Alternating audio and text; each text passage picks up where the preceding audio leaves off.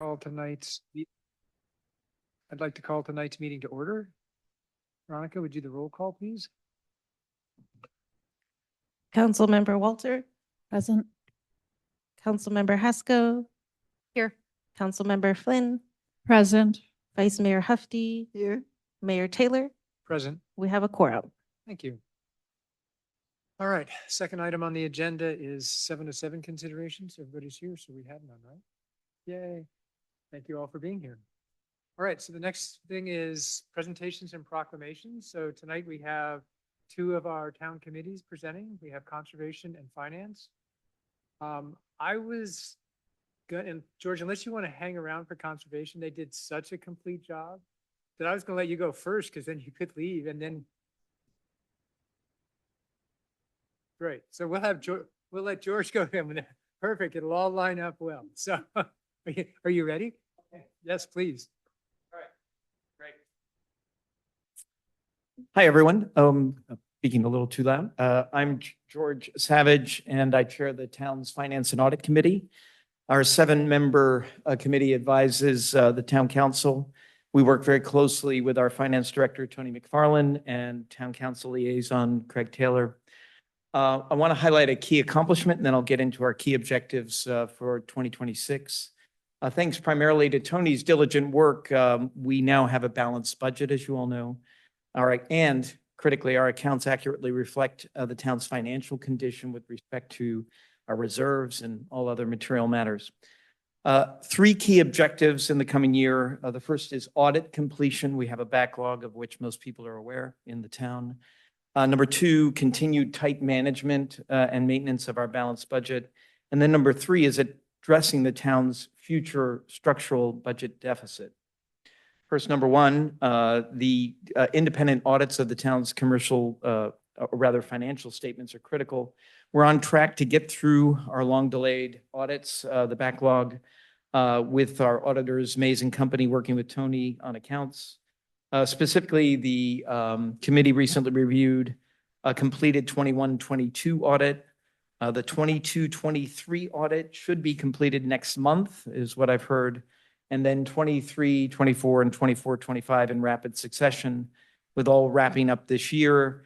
They'll be on an accelerating pace. It's our major objective, and we have confidence in the quicker pace because corrective action on some of the big bookkeeping errors that were just categorization errors that accumulated during the pandemic period have been the main bottleneck. And so the first thing we did in the rule of holes was to stop digging when Tony arrived, was to make sure everything was being accounted for correctly going forward, which is great. Then moving to the past and correcting things, and then going after some of these distant, at this point, several years ago, miscategorizations of how things like software subscriptions were accounted for either as an asset versus a liability versus this or that, depending upon the type of software it is. So these are details that are important to get right. We're getting them right, and subsequent audits should be really quick once we get this next one out of the way. So feeling pretty good. Number 2, a continued tight management of our balanced budget.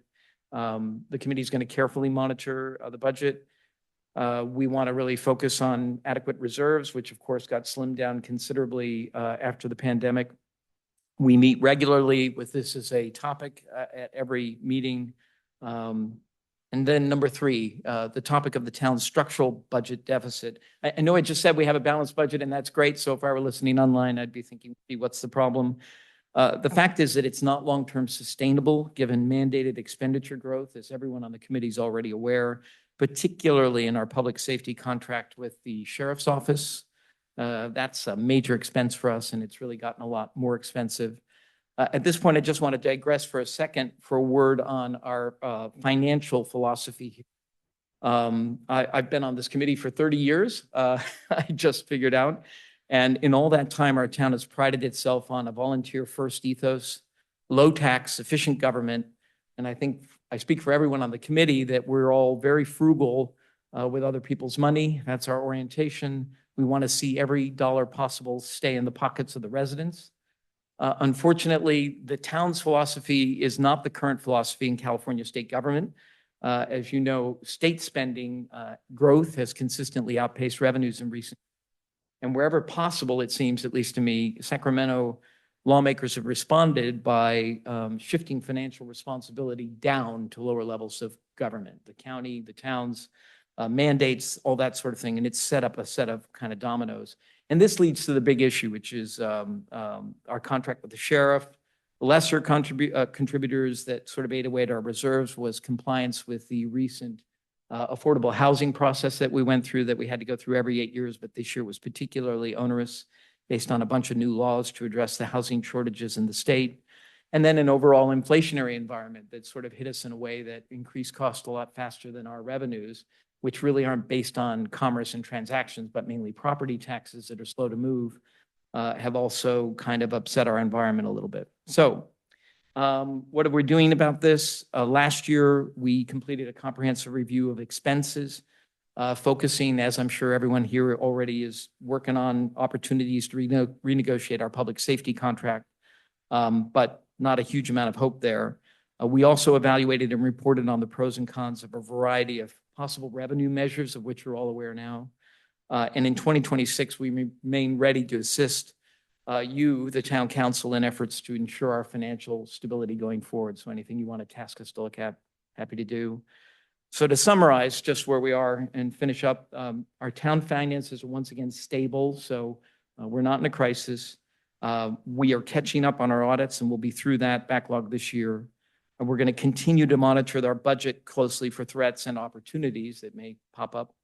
And we remain ready to help advise the town council and the residents as everybody grapples with this longer term issue of how do we balance our budget in the face of these escalating cost pressures, particularly in the public safety service area. And so that's it. Any Great. questions? Thank you, George. Okay. And thank you for your committee as well. No, stay up here because I'll let the council ask you questions if they want. I just wanted to say we really appreciate the work that your committee's been doing. Oh, thank you. Really been helpful. And I know working with Tony has been, yes, sitting in the back there. I know he's appreciated as well. So from the council members, do we have any questions for the finance committee?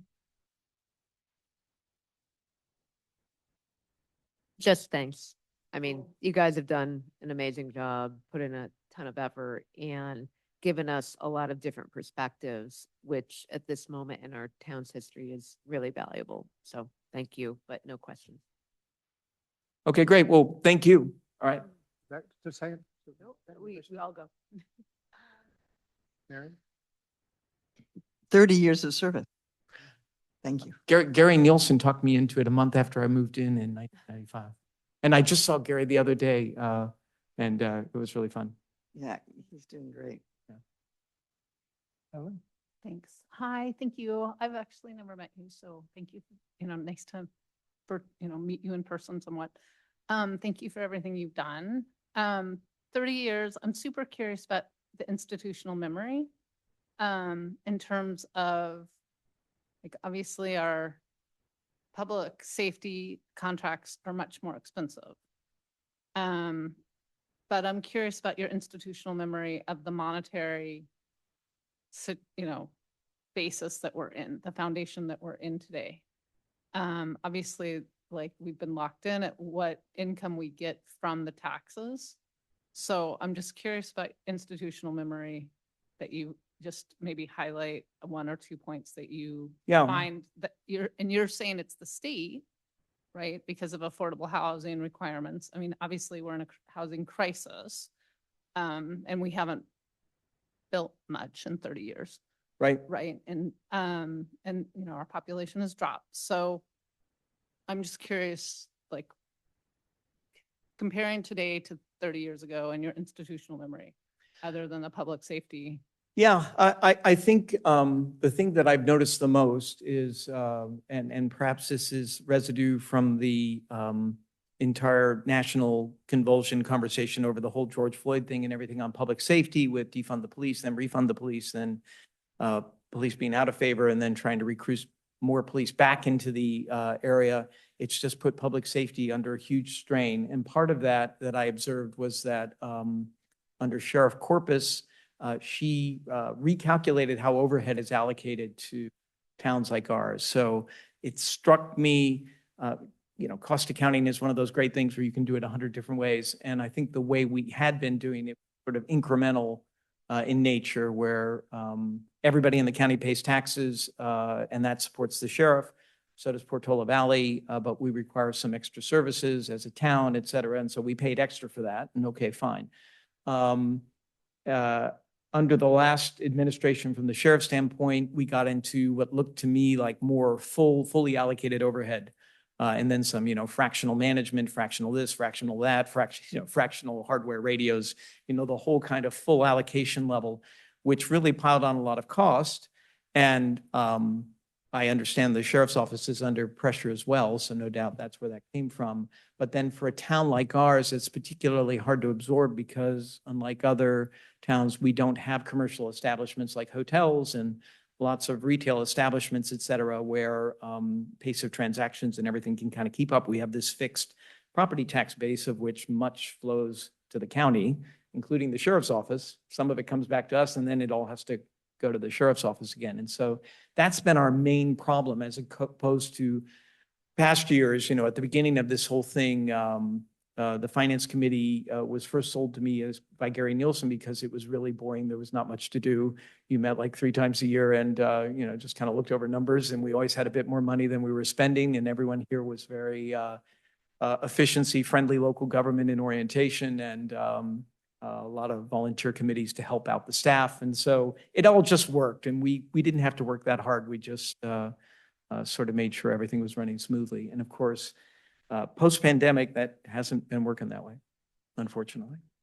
So can I just clarify something? Yeah. So for instance, when you say the overhead costs, Mhm. are you, so I know, for instance, the sheriff office has it's like a tank almost, right? That the feds gave us. And I don't know who pays for maintenance and operations, right? So are you saying that like town of Portola Valley, for instance, has to subsidize the maintenance and operation potentially of this tank thing that? Yeah, well, I wouldn't want to go to any specifics because that's the other fun thing about cost accounting. Everyone can debate it, but it's something like that in that I think we're getting fully allocated stuff. So for example, in my own business, the life sciences industry, right? I could say, well, I pay somebody, X, $100,000 a year, for example, or something like that. Or you can go to a pharma company and you can say, well, if I take the total cost of running my company and divide it by all the people, the fully loaded cost per head is like $350,000. And well, you're Novartis, you can pay for that. And you write a contract like that. And I'm saying we looked like the former in terms of how we used to pay for the sheriff's contract. And maybe that's because the sheriff used to live here, Greg Monks et al. In years past. But now it feels more like the latter. And, I'm not sure if the sheriff's office would agree, but dramatic increases that, and I understand being assigned, fractional dispatch time and all that kind of stuff is now part of the contract. Thank you. I appreciate your insights and thoughts. Thank you. Sure. Craig, could I ask a question? Sure. I come up with now. Do you have any recommendations going forward? Our hardest decisions will be kind of weighing pros and cons of what to fund and what not to fund. Mhm. And given that right now we have a super tight budget, we have had to cut quite a few things that people want. Depending on how a revenue enhancement measure goes, we may or may not have extra money. But given those two kind of scenarios, do you have advice on where you think we should be, tightening the belt, if you will? Well, I'm reminded of some apocryphal comments about bank robbers focusing on banks because that's where the money is. The money is in the public safety contract, and really taking out a fine tooth and comb and trying to get some relief there, either by quote reduction in service or other means. I'll only hazard in passing that I don't know what the official statistics are, but when I chat with people in the grocery store and that sort of thing, people remark that, gee, there's supposed to be a sheriff in town at all times and nobody can report seeing anybody very often. And so I worry that perhaps we are, paying for activities where sheriffs are on their way to Mahanda or doing other things.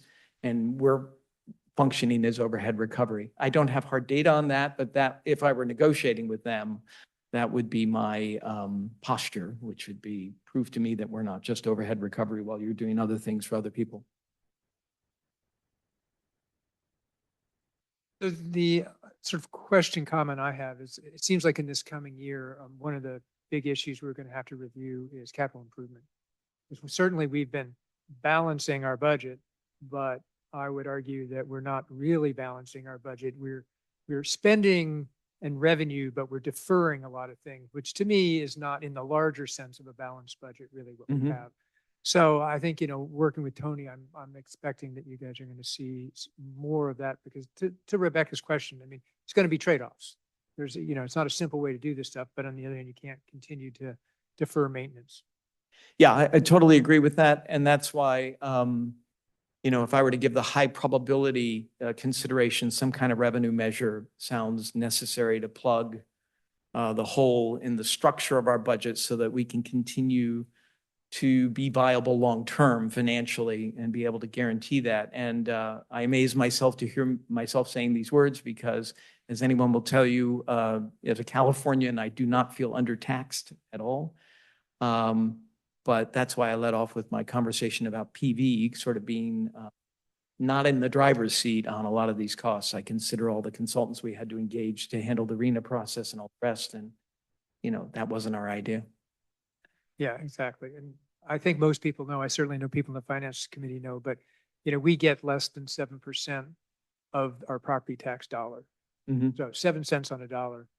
Because we started as a very low tax jurisdiction 30 years ago. And then, as you know, Prop 13 passed and we got locked in there. Yes. And so, most jurisdictions get considerably more.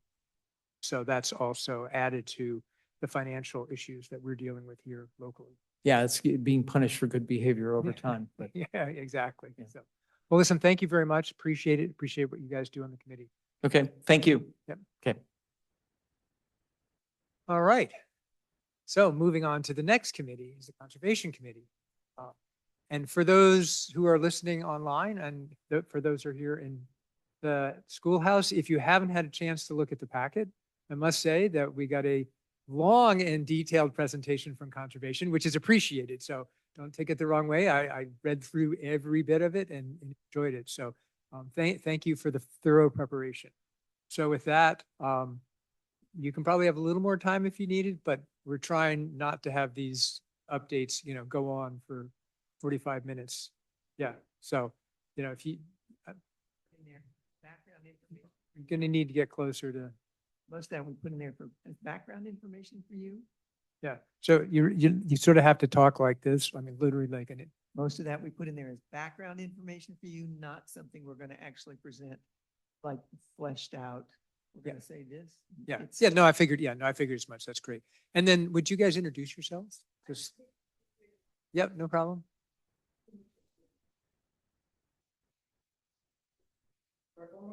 Yep,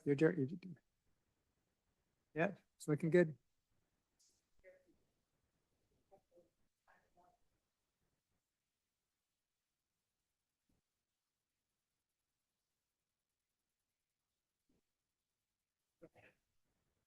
I'm showing my age. She No. was absolutely all in, and then we got dumped off. When everybody signed in their laptop, she got dumped off their Wi-Fi. All right, well, thank you very much for the opportunity to share our presentation. My name is Miriam Funder. I am the chair of the Conservation Committee. I have been on the Conservation Committee for, I don't know, between 20, 25 years, and I've been the chair since January. And I want to introduce Judy Murphy, who is the vice chair, and she has been on the Conservation Committee for about 15 years. And then I want to also introduce Nona Chiarello, who is here, who is also a member, and she has been on the Conservation Committee roughly 12 years. Okay, so with that, Thank you and welcome. yeah. So you have seen the presentation. I'll start with the mission statement, and then I'll go relatively quickly through the 2025 achievements, and then we'll focus on 2026. So that's the plan.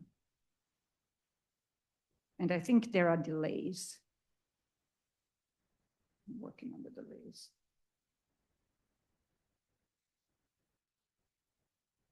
So please allow me to read this because there's no way I can't, but it's a really nice sentence and it's good to hear. So the goal of the Conservation Committee is to conserve the rural quality of Portola Valley and to maintain the town as an attractive, tranquil, family-oriented residential community for all generations, compatible with the many physical constraints and natural features of the area.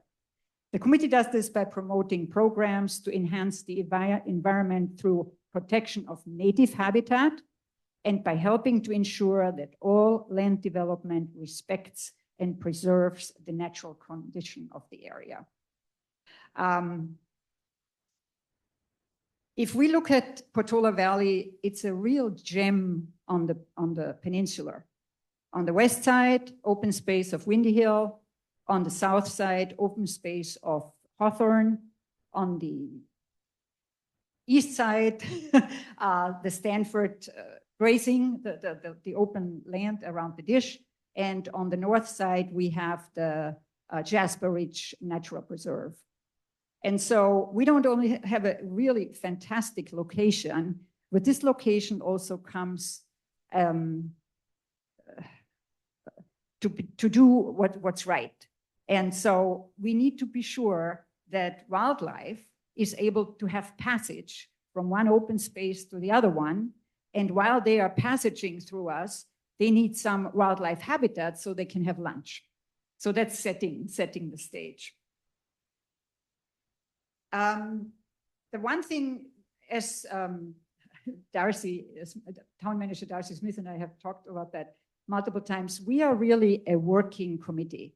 We have a very deep bench in terms of, well, we have been with the committee a long time. We have experts on, on trees, on plants, what have you. So in 2025, we were not a full committee. We were short 2 members. And that was tough for us. So we were all really working on filling those 2 positions, which all of you know is not easy to find nowadays volunteers. And so we were able to fill those positions by the beginning of this year. So now we are a full bench again, and that will help us with all our work. And then we are very, very happy. We added an honorary student member, Eliza Lowe, and she's just fantastic. She's smart, she's motivated. She now is on the East Coast in a boarding school, but she is with Zoom and she works with the subcommittees. Okay, so then I'll focus quickly on what we do in outreach, what we did in outreach and we continue doing. So the one outreach is the written word. We have as I think all of you know, we do the tip of the month, which, for example, is pointing out that it's nesting season and you better not cut trees back because that will destroy the nests.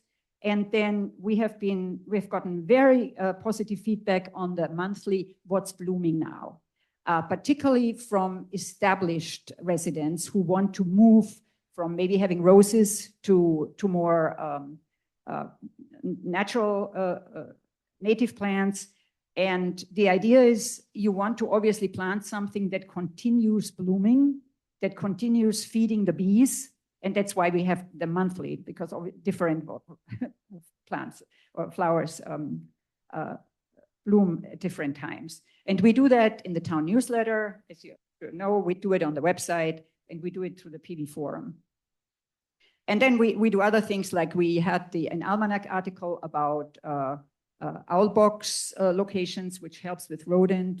We see a lot on the forum, people saying, what should we do with our rodents? And owl boxes are one good idea. Then we do a kudos email, which is really a thank you to certain people. We never put the name in the kudo because we just, as a strategy, but the people who are, they know, the volunteers who get the kudos, they know. And then we did a website overhaul. And I really thank Elizabeth Martelli, who helped us with that. If you haven't had a chance, go to our conservation homepage. I just need to look at my notes. Under the resources, we have a number of tabs, like what I mentioned, What's Blooming Now, Tip of the Month. But then we also have, for example, we got permission. I was talking to UC Davis. There is this wonderful mountain lion video on the website, and everybody should watch that. It's really educational. And then we have the understory habitat and the defensible space guide, which we developed when we were working with the fire marshal, because we were helping when the new ordinance came and the fire marshal was working on the final wording and what have you. We had actually a subcommittee that was helping write the guidelines from the perspective of understory habitat and defensible space. So there are things there you probably have never seen. So if you're interested, you might want to have a look.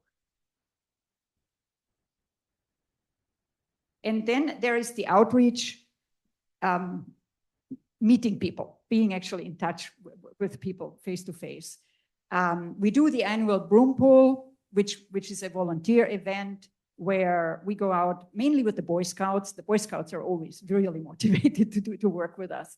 And we are on the town right of way. It's only the town right of way where we as members and volunteers and the Boy Scouts get rid of the broom. And I have to report, we now are starting to have problems finding broom in the public right of way. What is interesting, we don't know why that happened. On certain streets, Cervantes is one, because I know it well. We have been pulling broom there for 20 years. There is no broom left, and there are now native wildflowers. They are coming up, like Indian warriors. So it's a real nice story. And then we have always tables at events like the town picnic. We used to have a table at Earth Day, but we don't do Earth Day anymore. But if we like doing the tables, people come up, particularly when a lot of wildflowers are blooming, because then we have those beautiful display that attracts people. And then we have done presentations, two presentations at the town hall. One was with the fire marshal, and then the other one was when the sad thing happened with the mountain lions. And then we have town requested projects. We have been working with town manager Darcy Smith very closely on that. The biggest project we got right when she came on board was the task or the ask by Darcy that we put together comprehensive open space management reports. And I had them in your packet so that if you wanted to, you could look at them. They are pretty extensive. And the history of our background is Darcy came on board, Howard had left, Robert Byrd came on board, and then what? There was this void. And we have the institutional knowledge, I love that word, institutional knowledge. And so we were putting, particularly Judy and particularly Nona, we were putting together those 3 reports. And I think that helped a lot to have the continuation of what has been working. And I understand it's working quite well now. So it was a lot of work. And then we also have, this is new, this is Darcy, and we love it. We get special ad hoc projects. Something happens and Darcy needs to respond, and we have the expertise, and we are nimble and we're fast. And then we go out, we look at whatever has to be looked at, we write a report, and then Darcy can take care of it. So we're very happy to do that. Then, of course, legally, we do the permits, the tree removal permits and the site reviews. And what we did at the beginning of last year, we actually standardized the template for the tree removal permit, and not permit, for the tree removal report, and then the site reviews, because we are trying to have objective criteria. We always send subcommittees out, so different people go at different times. And we want to make sure that we don't just write beautiful prose, that there is an objective framework that is the same for every applicant. And I have to say, it was a busy year. We did 37 tree removal visits, and I believe we saved around 10 trees. And that was because when we go out for a tree removal, we talk usually to the resident, And 90% of the residents want to do the right thing. You know, there's always the whatever, 5% or 3%. So often we look and you say, okay, I understand you want to take this tree out because Windy Hill could be seen better or what have you, but you have a steep hill, and this steep hill is holding your, the tree is holding your hillside. So we just look at the whole picture, and we are friendly, we're persuasive, we're only a, you know, we have no authority, and sometimes we just convince residents to keep the tree. And So- then the same thing with the site reviews. So Go ahead. Been 15 minutes. Oh, yeah, okay. So I'm I need you, yeah, so maybe Okay. if we can move on to I'll what you move plan to on. do for 2026. Okay, so I will, collaboration with other committees. There, I actually would like to say something to it, because we have dedicated members as liaisons to other committees, and they go to the meetings, and then they come back to our meeting and report. And I think that's very important. Okay, going much more rapidly. So the other one is we started with drafting the fence ordinance. We had the first ASCC meeting, got a lot of feedback, took it back to our subcommittee, worked on reworking it. And then we also drafted the wildlife-friendly fence design guidelines, which just are guidelines to help people, what a friendly fence looks like. Okay. Now coming to the goals. Some of the goals, they don't change. We are promoting native planting for the obvious reasons. Then we are preserving wildlife habitat and passage. This is since SB 1889 became law in late 2024. We have been focusing on that issue. Now, we have never really spoken directly with the town council about that priority, and we would certainly very much like to hear your opinion. And so now we want to publish these illustrated guidelines on the town website. At the moment, they are still in draft form. These guidelines are actually from Woodside, and we worked with Woodside, and they are very happy if we want for us to use them.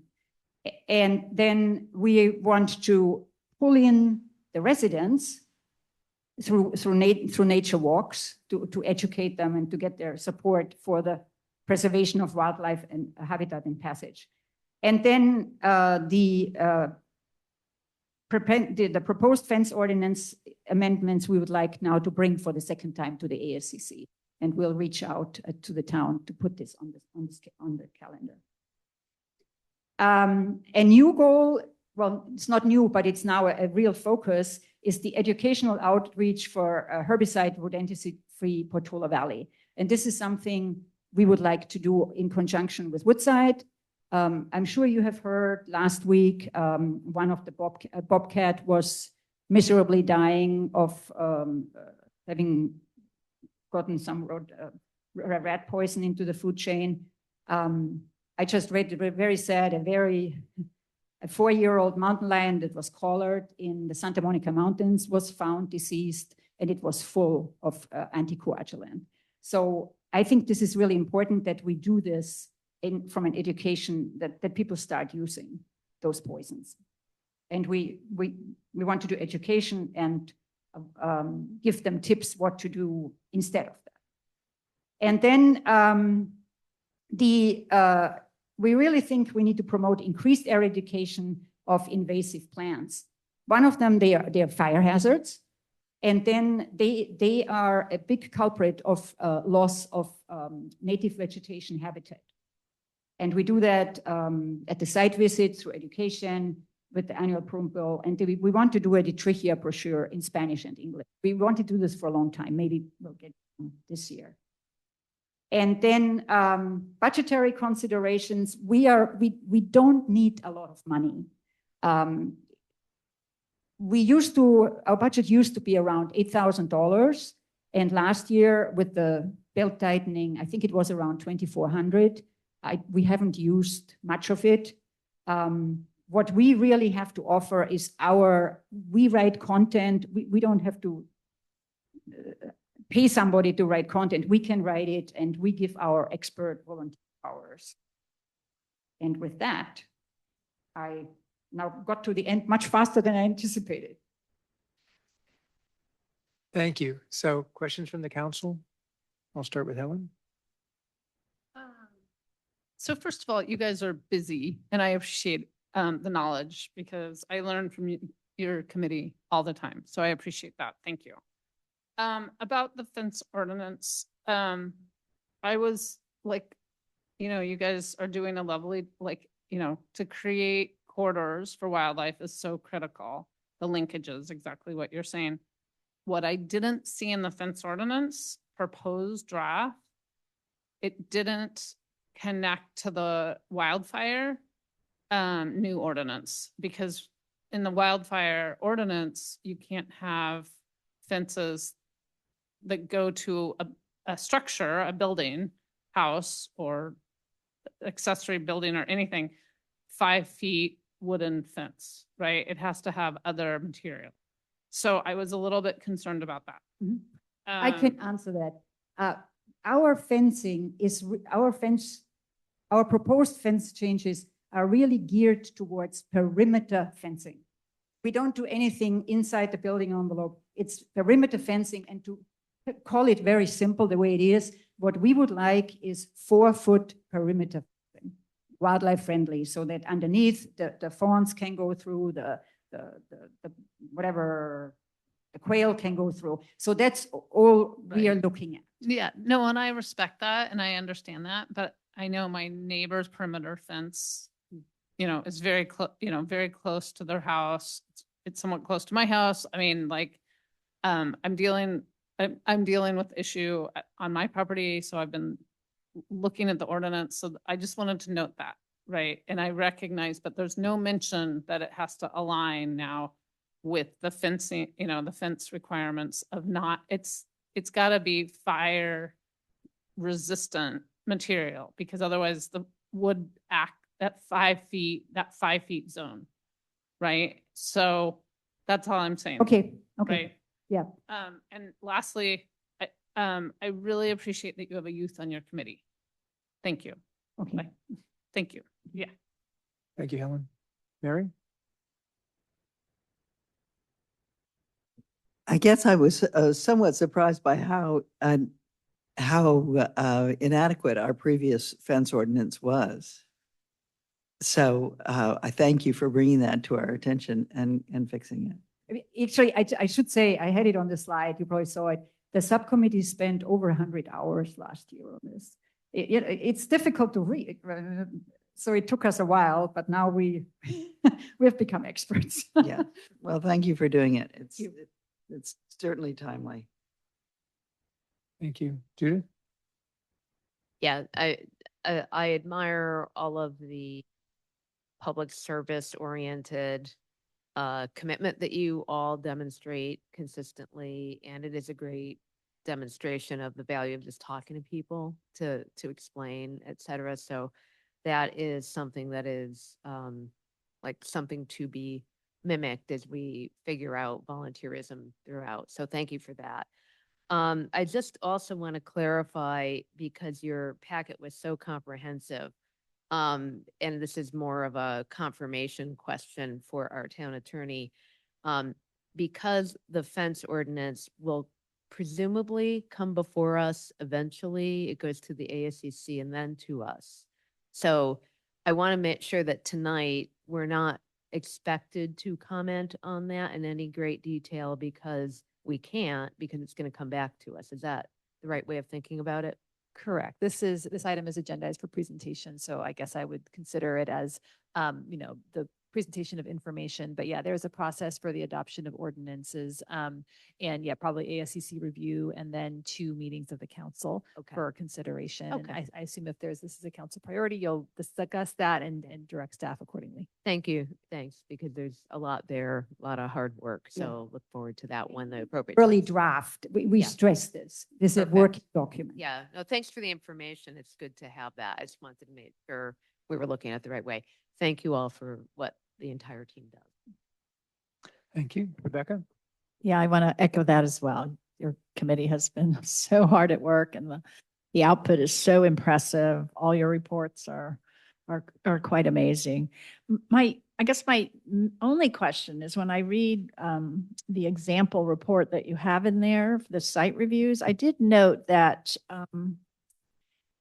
your reviewer mentioned that it wasn't actually possible to really review the plant layouts for a site plan because of the scale of the material that's provided to you. So my question is, what material would make it easier for you to do your job, your work, in terms of reviewing the site plans? Are you being provided with a paper copy? Do you have access to a digital version, something that allows you to actually, I know many of those landscape plans are just, full of tiny little symbols, and every landscape architect has a different set of symbols. I wish we could standardize on what those symbols should be, but what would make it easier for Yeah, you to? this refers to when there is a landscaping plan, we really need to see it in hard copy. It's if we go to the link, it's really difficult. And so, but we have been, in most cases, we have been getting hard copy. Judy, do you want to add something? Just that occasionally, and it may be that the example report where we ask for that, usually it's fine, but some of them do, as you say, this little tiny thing, or they don't put, they don't put symbols in, or they don't put the whole name there. And if we get it early enough, we actually just go back to the landscape architect and say, could you please give us a better version of this so that we can do a better job? And most of them are very responsive. But it would be fabulous if the town had a standardized protocol where you ask them for something specific so that they had to comply with it. It would make our job a lot easier. And ASCC's job a lot easier. Mhm. And I want to say one little quick thing about the fence.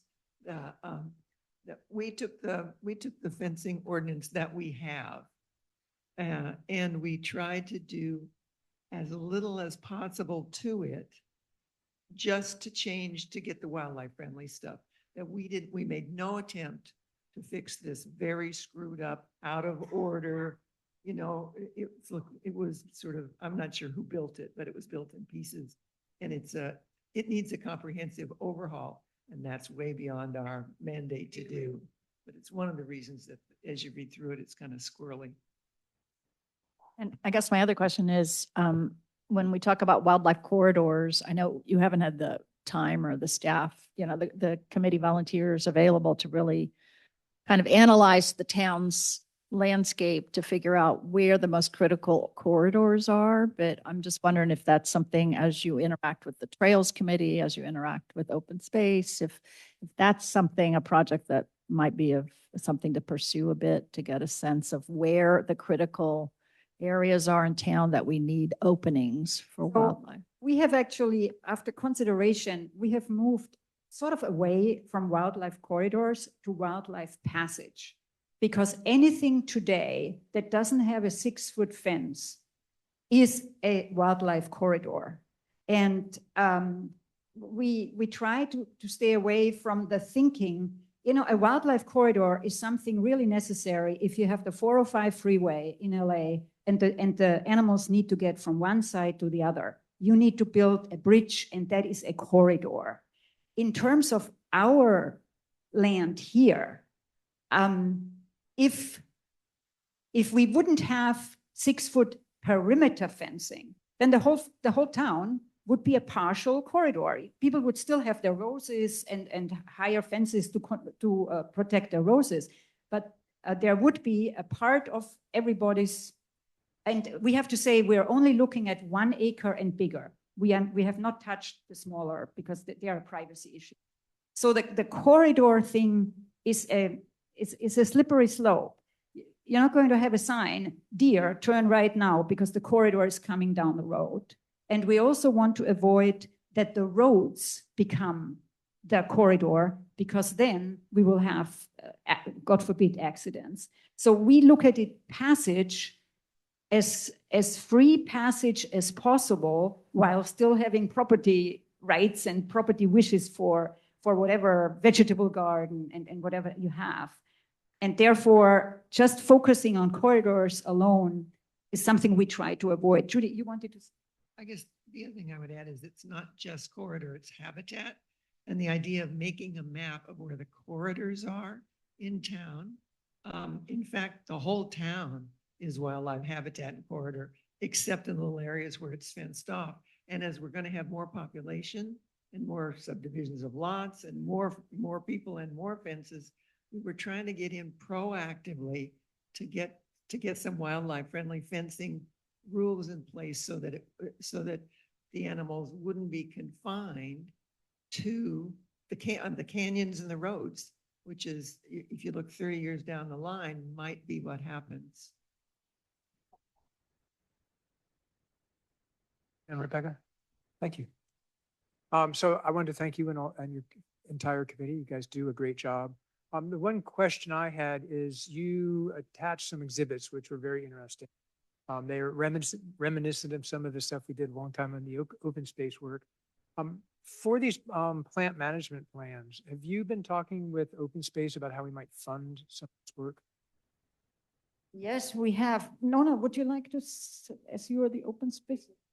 No, go ahead.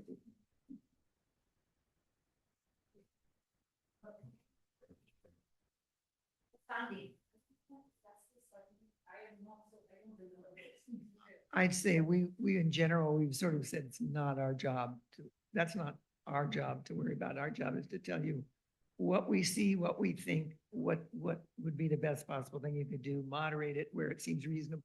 And it's not up to us to think about the funding that much, certainly to come up with it.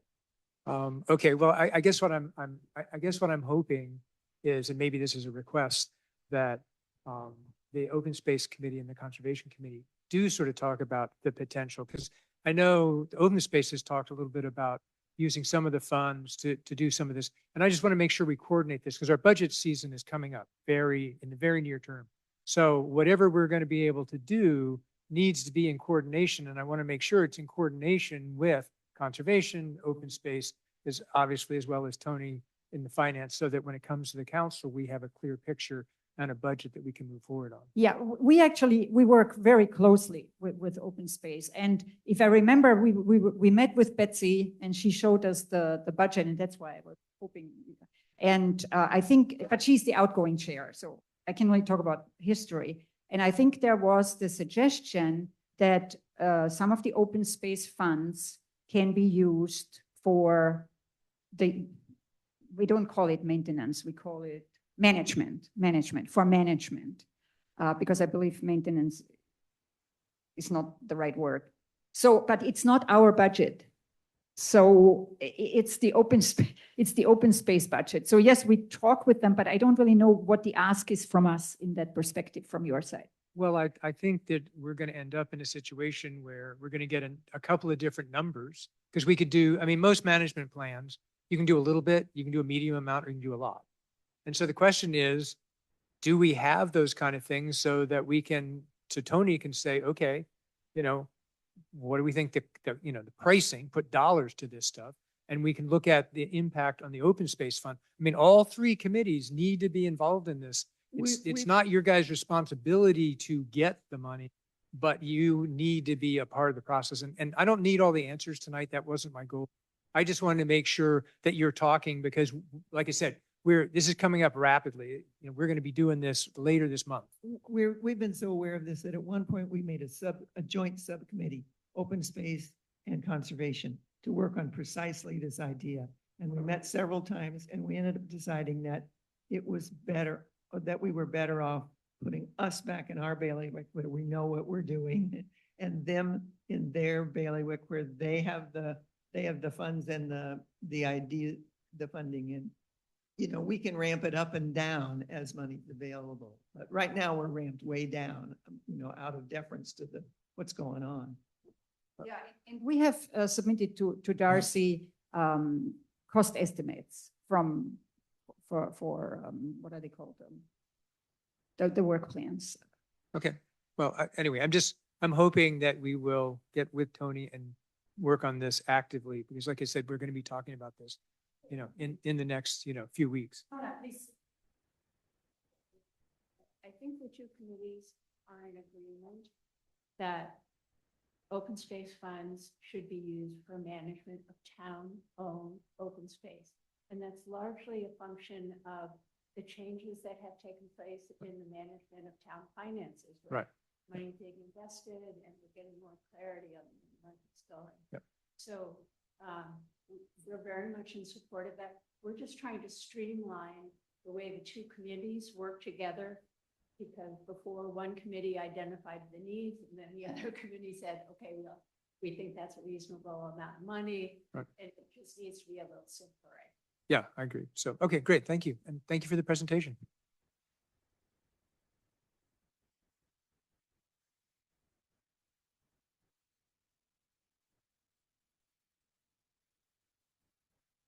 Okay, so thank you for both those presentations. With that, we'll move on to item number 4, the town manager report. Okay, mark your calendars. The broom pool, which was just discussed, is Sunday, 9 to 12. I guess it's more like a broom treasure hunt, but you can meet in the schoolhouse parking lot.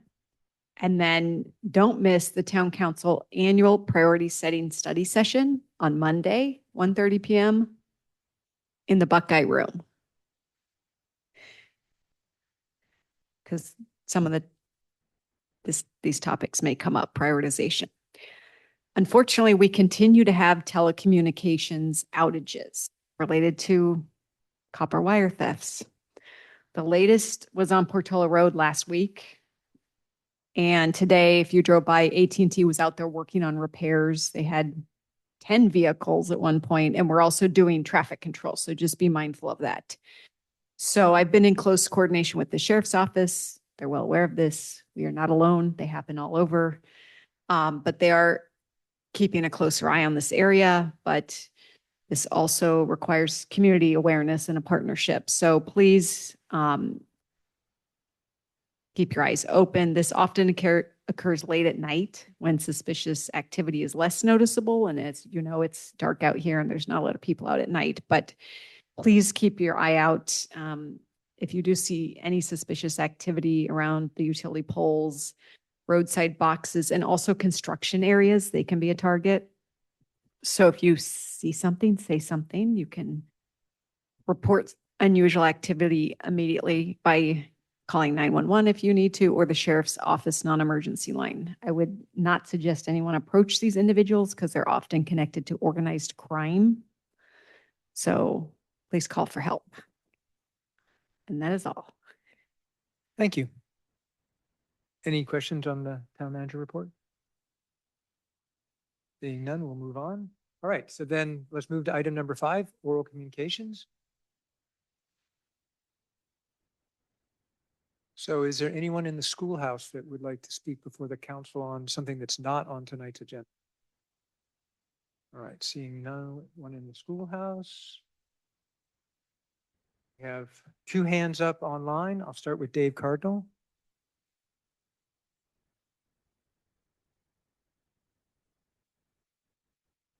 Hi, Welcome, thank you. Dave. Yeah, thanks. I'm not totally sure whether this counts as on the agenda, but since there was no opportunity to communicate about the committee reports, there might be some comments that I want to make. First of all, on the Finance Committee report, thank you very much. I've attended almost all the meetings, at least virtually, and you guys have done an amazing job. On the sheriff renegotiation, go for it. On the other hand, I think this sort of sideswipe about, oh, maybe the sheriff is like, I don't know, gambling in Las Vegas or something. That's a bad pun, but it's harmful. I think we have one person and 30 miles of streets, and their job isn't actually to wander around all 30 miles of streets every 2 hours. So if we want that, we can get Woodside Patrol. All our sheriff's deputies were at Roberts last week, and anyone could ask them, and they would answer any things. When there's a traffic accident, we get 2 to 3 sheriff's deputies usually. which means that one or two are coming from neighboring areas. When we had the deranged person in Ladera, there were 7 sheriff's deputies there, which means we got 6 from the surrounding areas. And as you can imagine, that means that sometimes our one deputy needs to go somewhere else and be backfilled in turn. So this kind of slander-ish, I think it's just really wrong. I mean, if we have data, that's fine. It's just like the fire engines. We have E8 here, but E7 in Woodside, E19 in Portola Valley, and Menlo Park, and they all, Emerald Hills, they all cover each other. So if we want more visible presence, let's hire a Woodside patrol. We don't need a sworn officer at $400,000 a year. In terms of the Conservation Committee, yes, I totally agree. We are not just corridors, we are habitat. So we have a lot of people who live here kind of despite, increasing number of people who live here despite the wildlife instead of because of it. So something like Atherton with a view, I think, is their perspective. And I don't think that's what we want. I don't know how to deal with it, but I'm totally supportive of anything the Conservation Committee can do. So thanks. Thank you, Dave. And I just want to comment that we use the oral communications as a time for the public to comment on the presentations and the town manager report. So we don't consider those outside of the oral communication. So those are fair game. Rita, you're up next. Welcome, Rita. Thank you. Thank you for taking my comment. I just want to thank the 2 committees for their volunteering in our beautiful town and their commitment to this town. And I just want to say from the town manager's report, mentioning about more wires, more cables being cut, us as residents, as individuals, we have spent hours on the phone with AT&T, with Comcast, with different, talking about how our stuff is not working. They don't seem to be aware, or they're not communicating back to us when we call for hours at a time, waiting weeks sometimes to get them to fix our internet. And I'm feel fortunate that I'm able to connect tonight, but so many people are not connected anymore and just pretty much given up on calling. So if there is an issue with the utilities, something being cut, the sheriff is not reporting it to the residents. I can tell you about a gray-haired person that is not at home and that we're looking for, which is a serious issue in San Bruno, but I can't necessarily tell you why my internet and my phone isn't working, or my elderly neighbors, why their stuff isn't working. So if that could be relayed to the community, and we are way overdue on having, I know there's an underground utilities committee that hasn't met in several years, but we have really some infrastructure issues that need to be addressed, and perhaps a new type of utilities committee or advisory group or something can be put together so that we can communicate this to the community when these type of things are happening, when the water is being cut off, or lower, or PG&E is having some kind of issue. It would really help in communicating these issues with the community so that we're not spending hours as individuals communicating or trying to communicate with these individuals from the different companies, and with them not following up and not showing up. And it turns into a safety issue, not just for people that need their food or medication that's in a refrigerator, or people, their homes not being safe because we all have so many smart homes that are viewing so much. So please, this is a plead. I know I've been saying this for a while, but whatever we can do, and to have some type of infrastructure plan for these utilities and increase communications for the residents. Thank you for all you do. Thank you, Rita. Is there any chance we could turn the volume on the speaker down just a tiny bit? Okay, next up is Annalise. Annalise, welcome. Okay. Can you hear and see me? We can hear you. We can't see you, Well, but we can hear you. let's do just hearing me then, because I don't want to lose it.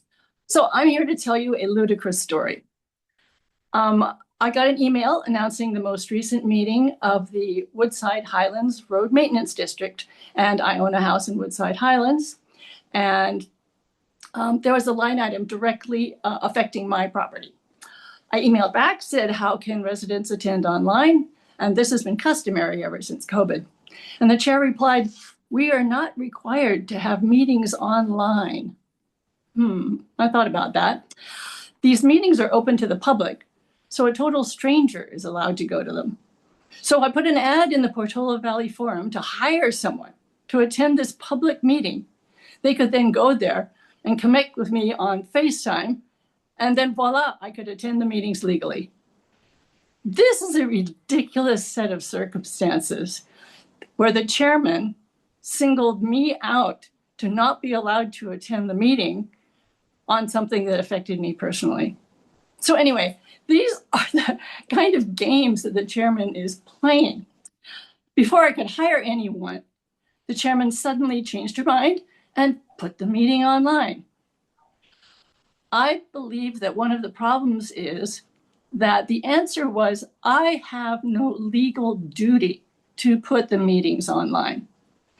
I don't know if the town agrees with that premise, given the story I just told you.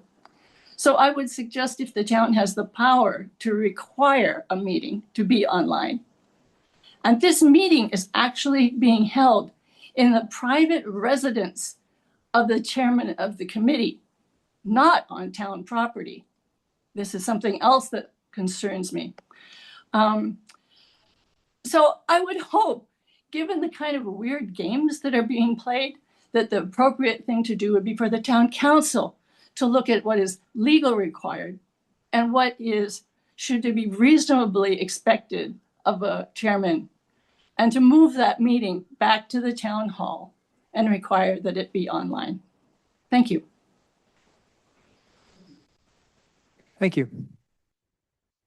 All right, I don't see any hands in the schoolhouse. I don't see any more hands online, so I'm going to close oral communication. So next up, we have the consent agenda. So are there any items on the consent agenda that the council would like to pull? I was just going to get both of them at the same time. I was just going to find out what they're going to pull, and then I was going to ask for, but whatever. So is there any public comment on the regular agenda? All right, I see no hands in the schoolhouse. I see no hands online. So going back, any council members want to pull any consent agenda items? Okay, I see nods of no. All right, so with that, I would entertain a motion to accept the consent agenda. Motion to approve the consent agenda. Second? I have a motion, a second. All in favor? Aye. Aye. Aye. All right, passes unanimously. Thank you. Okay, moving on to the regular agenda. First thing we have is receive an annual report on the farmer's market. And this is, somebody's online for this? Is that my understanding?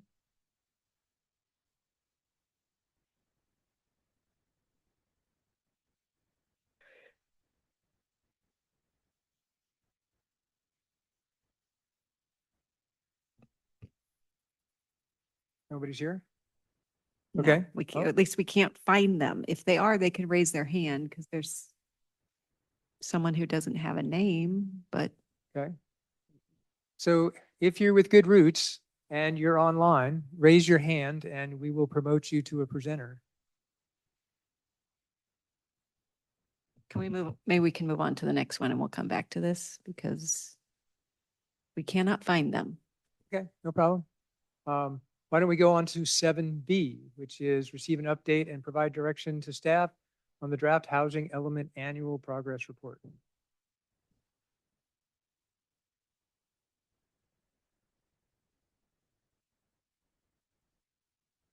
Veronica, when you get a moment, can you share my screen, please?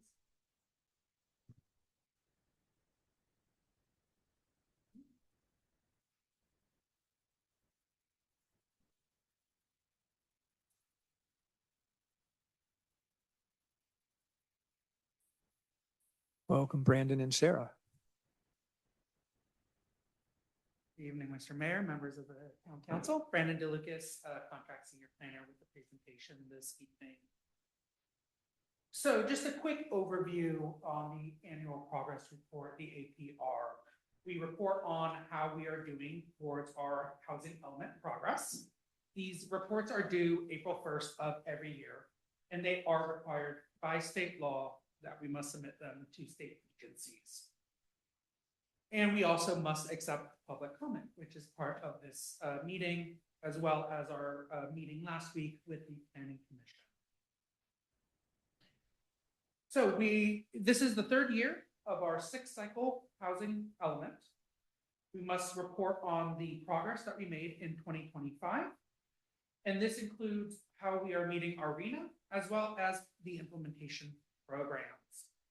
The tables that were attached to the staff report are required by HCD. They give us an Excel spreadsheet. They lock a bunch of the cells. We can't make changes, and we can only input data. And so through those, we must report on housing applications deemed complete in 2025, the status of projects from entitlements to building permit to certificate of occupancies, and just also evaluating overall indicators towards our progress. We also have to discuss how we are doing on our implementation programs and other miscellaneous items. So some of the key observations that we saw for 2025. So in Table A,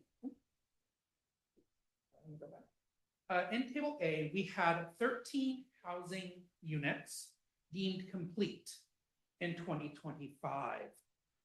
And so what deemed complete, that would be either we've accepted it and we've approved it, or they've submitted all the documentation required for us to make a decision. So that does, so we saw 13 in 2025, we saw 15 in 2024, and 12 in 2020.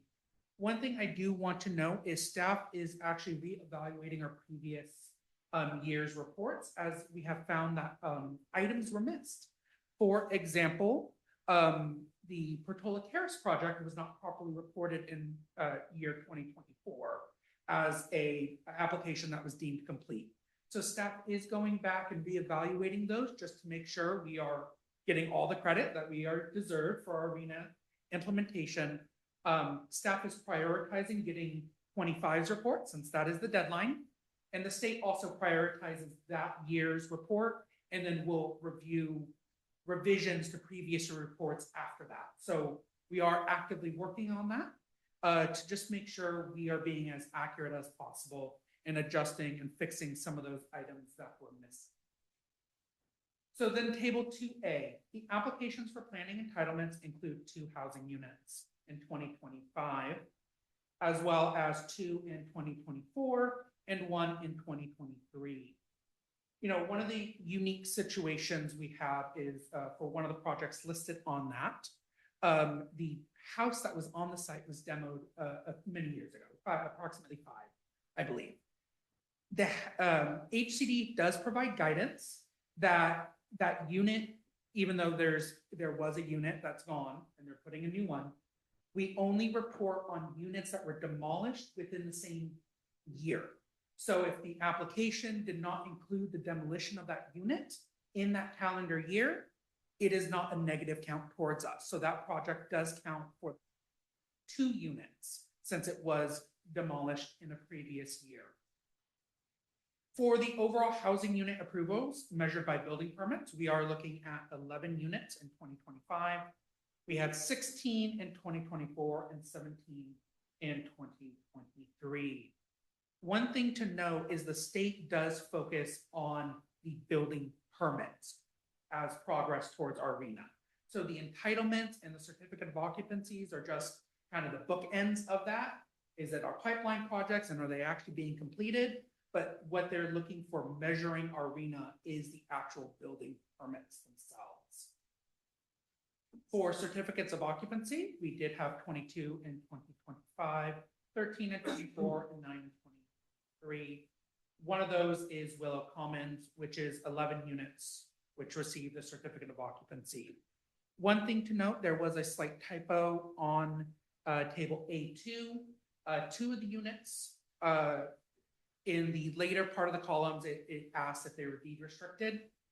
Two of the units are not deed restricted, so staff will be adjusting that item, ensure accuracy. However, it was reported correctly on the affordability levels as above moderate, non-deed restricted. So for table D, this is key implementation programs. One of them is we got our housing element recertified by HCD last year.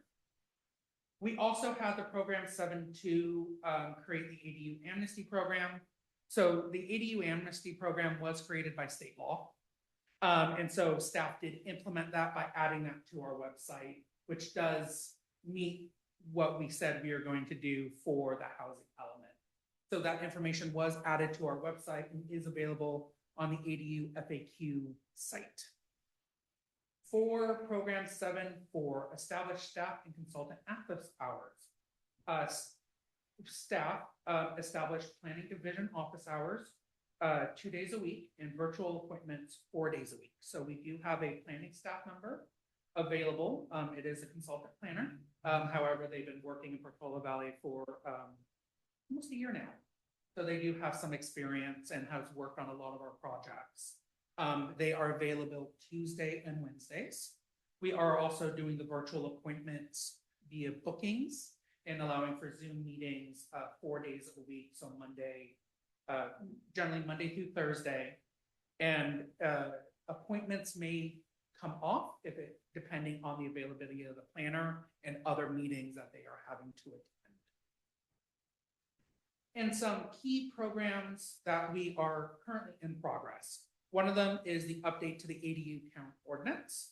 This is in progress. We are updating our ADU ordinance to comply with the recent law changes. We actually are finishing up the notice as of today. So we are looking for the second meeting in April to go to Planning Commission. Following that, we'll be coming back before the council for your the public hearing and also your approval of said ordinance, which is 2 meetings. Additionally, we are working, as part of those code updates, we are working to comply with state law AB 2339, which is to allow the emergency shelters by right for religious institutions. Again, that will go with the ADU ordinance and is scheduled for the second meeting in April for Planning Commission, and then hopefully council in May.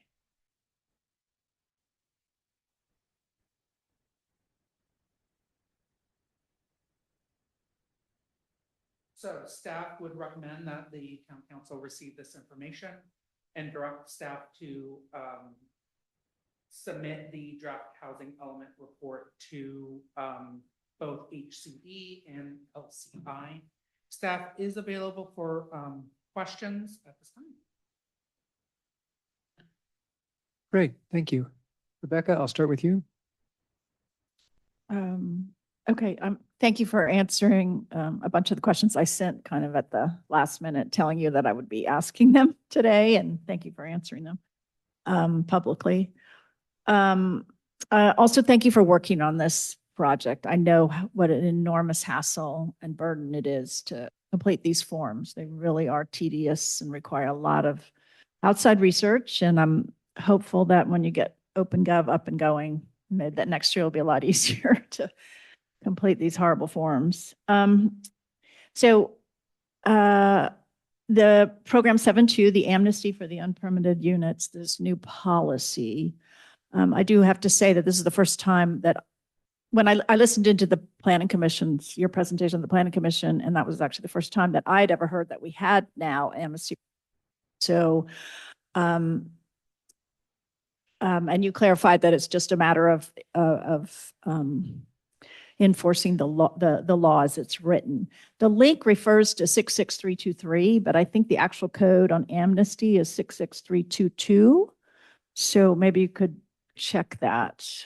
Now, as part of the ADU update, we are looking at doing a comprehensive update to the ADU website.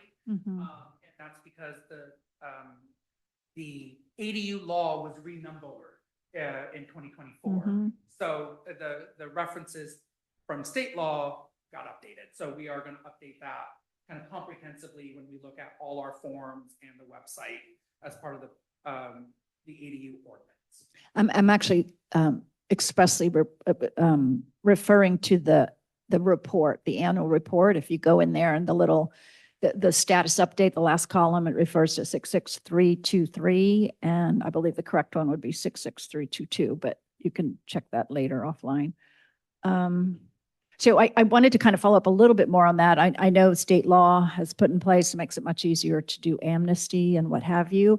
But I do note that in the plan that you've put on the website in the FAQs, it does require owners to do their own, to hire essentially a contractor to figure out what life and safety requirements are required. And that brings up another point about what's written in that FAQ. It suggests that building code improvements are not required, when in fact, if this unpermitted unit is substandard in terms of health and life safety, those are required. So I think some verbiage, I mean, obviously it's not a pressing sort of thing, but if someone does have some time to correct some of that verbiage on the website, I think it would be helpful to get it corrected. But I did want to say that I had looked into this a year ago, and we had found that Berkeley had a very good program for amnesty. And so I just wanted to suggest that perhaps kind of look at that as well, because one of the big issues with amnesty is people don't want to tell the town that they have an illegal unit. And Berkeley's program makes it possible for people to be protected so that they can come forward and get information to amnesty. So something to think about in the future. You corrected the deed restriction on the Willow Commons. Yes, 2 of them were not deed restricted, and the vacant home. So could you clarify a little bit more about the fact, for the case of the report for RENA, if I own a property and I tear down the house and then the next year I submit for a permit, it's considered a new home for RENA purposes. Is that how the HCD is working it? HCD and their guidance on how to fill out the tables, it's way down there buried. It does say that you report demolished or destroyed homes in that calendar year. So if it was demolished in, let's say, 2024, or the permits came in 2025, then it would be a new home for RENA purposes. Yes. And they're not keeping track of it over the course of this cycle? No, so we do not report on negative units. So they explicitly say that in the report, you do not report negative units. Okay. You only report new units. And does that apply also to the other law that you were talking about with me about the vacant laws, where vacant properties, you're allowed to now build 10 homes, 10 units on them? Does that the same vacancy, vacant lot definition apply? That's, I can just tear down a house and then the next year I can stick 10 homes on it? I would have to defer to Catherine. There probably is in many of those state laws, usually they say vacant for 5 years, or they usually have some conditionality, or the number, it can't have a certain unit for the last number of years, things like that. But I would have to default to Catherine on that. I'm not as familiar with that one. And this is a very new law, I think, that just went in this year, that it's called the small lot subdivision statute. We're looking into it in terms of our overall compliance with the state housing laws. And it potentially might be, an ordinance sort of similar to the opt-in program that's provided for in our housing element. Yeah, SB 1123. Yeah, that's the one. Yeah. So I'm sorry, can I just add something? I specifically asked the bill authors about this last week at an event. There is no timeline requirement for vacancies. Wow. And then could you explain a little bit how you distribute the affordability levels for the ADUs for a particular year?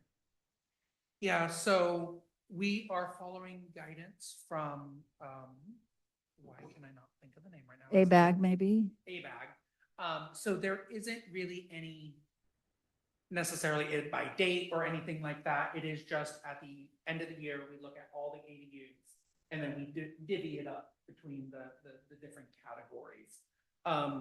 We do need to just double check them before we submit the report, since there were some ADUs that were added originally that we caught right before we came back up to Planning Commission, City Council. So we are going to adjust those numbers to ensure that we're with that 30-30-30-10. But there is not a, by date or anything like that. It is just an assumption that all ADUs come in, you can divvy it up in that way. And then just so I can understand the data that's presented, on page 89, I don't know if you have access to the packet. Let me see if I can pull it up as well.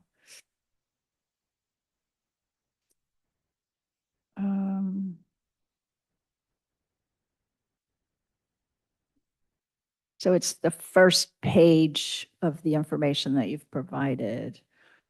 It does show units by structure type, and it has them divided by entitled, permitted, and completed. So if I'm understanding this correctly, the way it's presented, it comes to a total of 22, 33, 35. So are those 35 units all individual units, essentially? Is that how they're not a mix? In other words, if a project gets entitled, permitted, and completed in the same year, that would show up where on this? Show up if it is entitled, permitted, and completed in the same year, we would fill out all the columns. However, again, per HCD, they're only looking at the permitted number as the progress towards our RENA. So the entitled and completed, the completed is just like, yeah, you actually finished up those building permits, but per their guidance, the permitted building permits are the progress towards our RENA. Oh, Only okay. be the ones in the permitted column that are actually counting. And that's per their guidance at the very beginning of this. They have a whole couple, 90-page document on how to fill out this. Okay, that's a sort of really complex way of, it's hard to interpret them when you look at it as to really knowing what's going on, unfortunately. So, when we look at our RNA numbers, they seem somewhat low. Our RENA numbers, they seem somewhat low. So do you have a sense of, based on kind of our projected realistic pipeline projects that are moving through that have been submitted this year or moving through the system, and that maybe about ready, that have been entitled and about ready to be permitted or have been permitted this year? How our RENA numbers might look in the coming year? Do you have any kind of sense of that? 39 being added, because that is going to be, the permits for Portola Terrace will be issued this year. So that would be included in this year's 2026 report.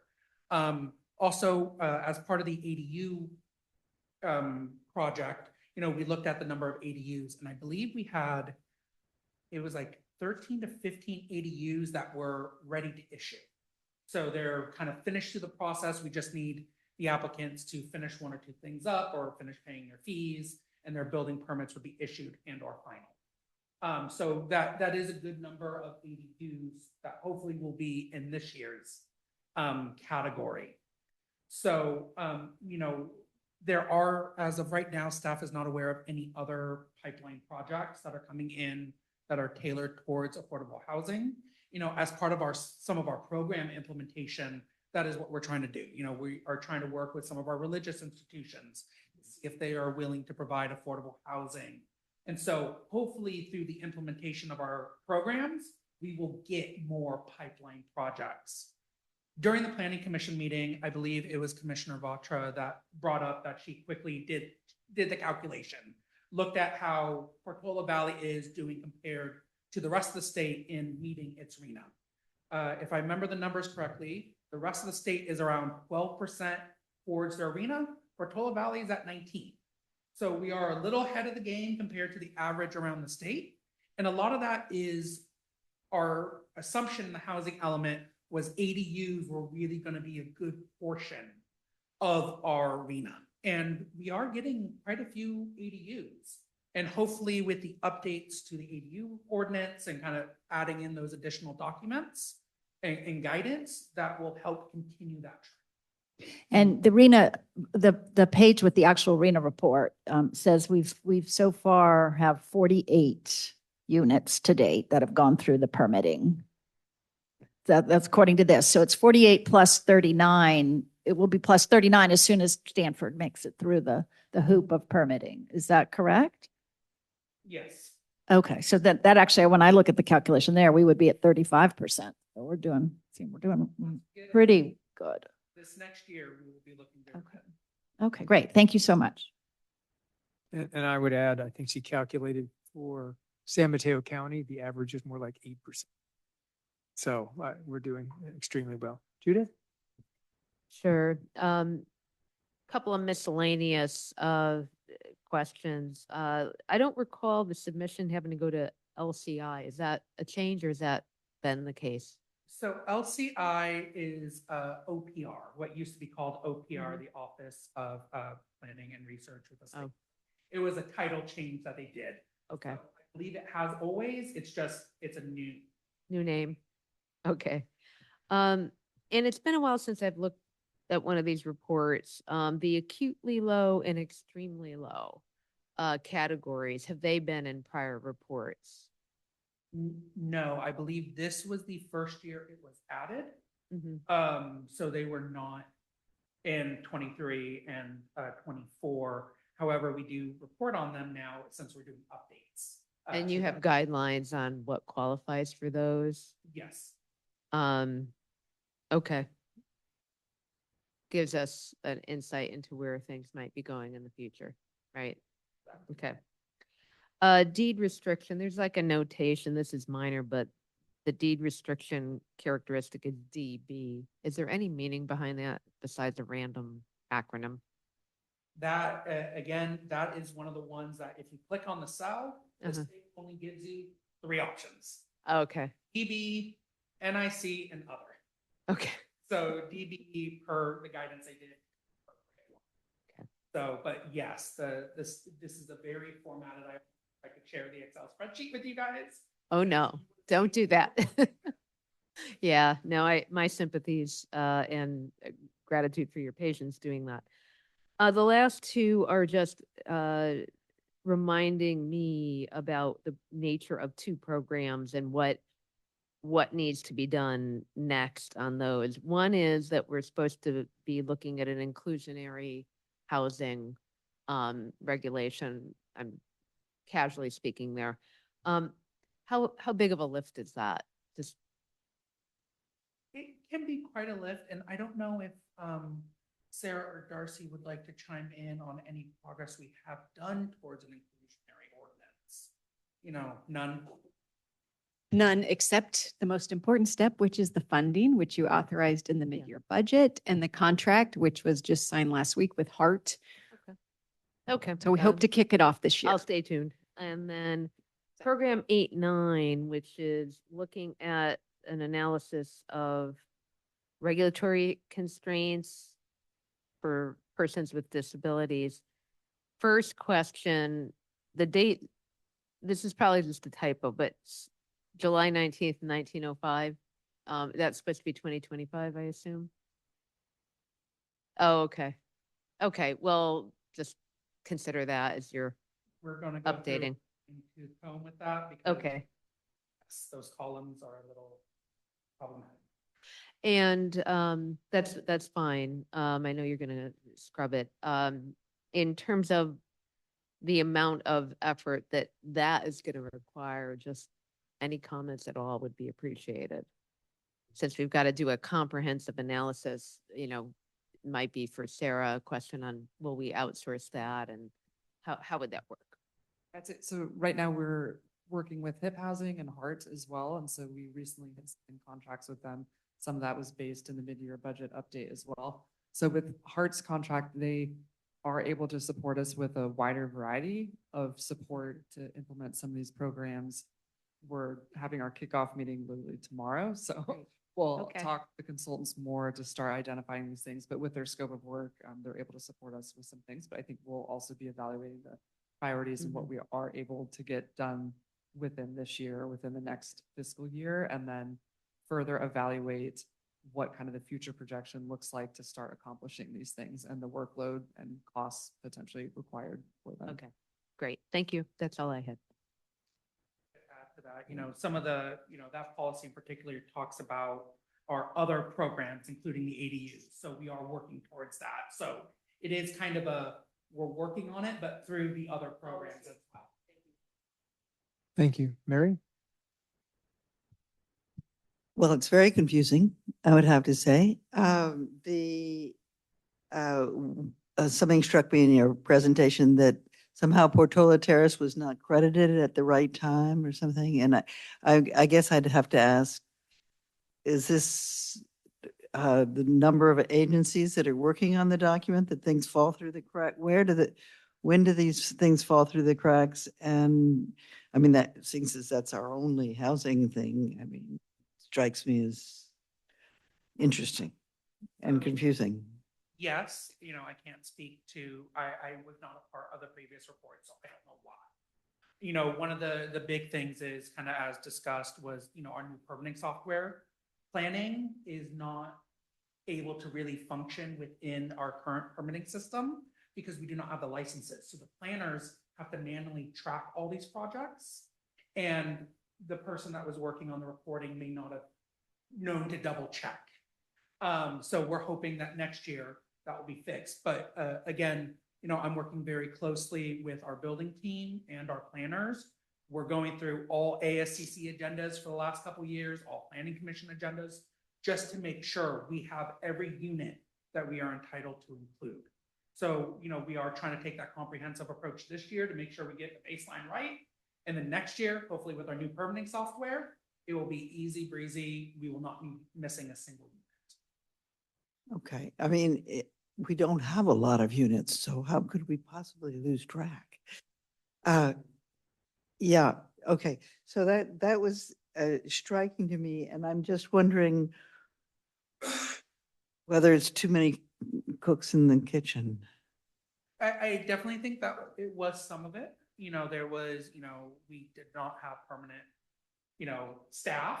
Now we do with Sarah coming on as a, full-time director, and then our new senior planner, hopefully starting in a month or 2 months. We will have that permanent staff that is able to really track this and, So you were not there for this process?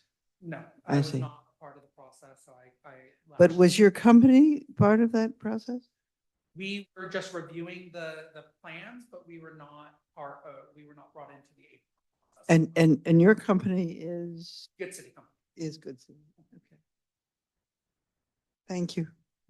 I just have one quick follow-up too, because with this information, it might seemingly seem easy to track, but if no one is actually documenting it on the spot and there's no way to pull a report, that's where it's causing a lot of the manual work as well, to literally go through and check what we approve, because there's not an easy way to go back on some of these. Through the building permits, they're more in our kind of current system, and there's some things that are easier to pull, but that's where some mistakes are happening, because we're looking at not Discussions. titled, what was permitted, and then the certificates of occupancy. So if I understand it, the Sanford project was missed for the entitlements, but it will count when the building permits are issued. So Is that actually helpful? I mean, does that mean it appears at a later stage? Because I had always been told it had already been counted. And now is it being counted in the next cycle? It's counted as part of our entitlement, so like our pipeline projects for when it was approved in 24. So it's saying, yes, we're making the effort towards it, but it does not fully count in the RENA number until the permits are issued, which will be this year. So the state. But it could have been counted in 23. No. It would be. I mean, included in entitled. the report as it's an entitlement, but it's Entitled. not fully applying to our RENA until this Yeah, year, I understand. if the permits are issued. That is- Thank you. Thank you. Ellen? So I appreciate this report. Thank you. I have some questions. Let's see. The affordability assumptions for ADUs. right? Obviously, there's been discussions about the methodology around it, about the 30-30-10. Or 30-30-30-10. Has anything changed with that allowance or like, right? Because there's been some discussion about changing that, but As or of right now, requirement. has not. So ABAG did forward that to HCD and HCD did accept the methodology. So as of right now, it is valid, but HCD could next year provide new guidance. Okay, thank you. Just so I know what's in the pipeline or not. On the two, it's on the, I know it's a little bit unclear. It's on page 89. I'm not sure which table I'm looking at. But it said 2 to 4 units per structure, entitled, permitted, completed 9. And I'm just confused about like entitled, permitted was 0, but completed was 9. So is that again the way it's being reported, that, like when it's entitled, the year versus permitted versus occupancy? Permitted? Yeah, so the completed is the occupancy portion. So Got it's it. what units were permitted at the occupancy. Those 9 units are Willow Common. Okay. Great. And I keep hearing that we've had quite a few SB 9 lot splits, but then on page 89, it says, oops. It said on the SB 9 lot split 0. So that's what I was confused about. So I believe we had one in the 2024. We have 2 active ones in progress now. However, since they were not deemed complete, they don't count on this one. So we do have 2 that we are actively reviewing. And I believe we may have one more that has expressed interest that will be coming in. Great. Okay. Thank you. And then when I look up, there's one project in here that, and I don't know if you'll know it off the top of your head. I should have emailed you before. 4188 Alpine Road, building ABC, you know, and I was like, it's, is, Willow Commons. but I looked up the address for Willow Commons and I didn't think it was. So that's why I was double checking. Is it Willow Commons? Those are the addresses that we issue the building permits to in our record system. Got it, because it's so- down by the Portola Valley Garage. It's not at Willow Commons. That's why I was confused. Yeah, so those are what we have on record in our system.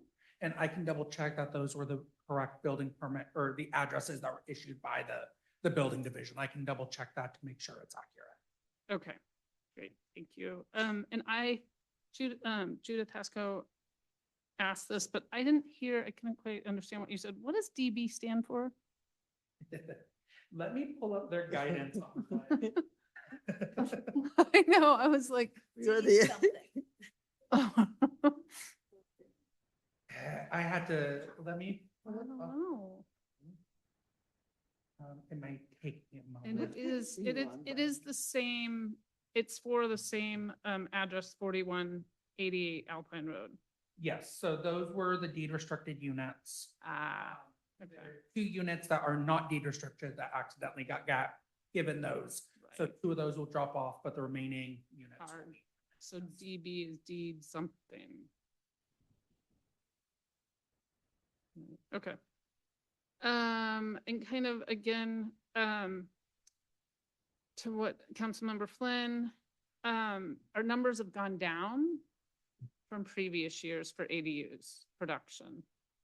Have any people trying to build ADUs just mentioned to you struggles or, you know, as we're looking at these programs and the ADU programming, I know, so I built an ADU, but I'm curious what you're hearing, what staff is hearing.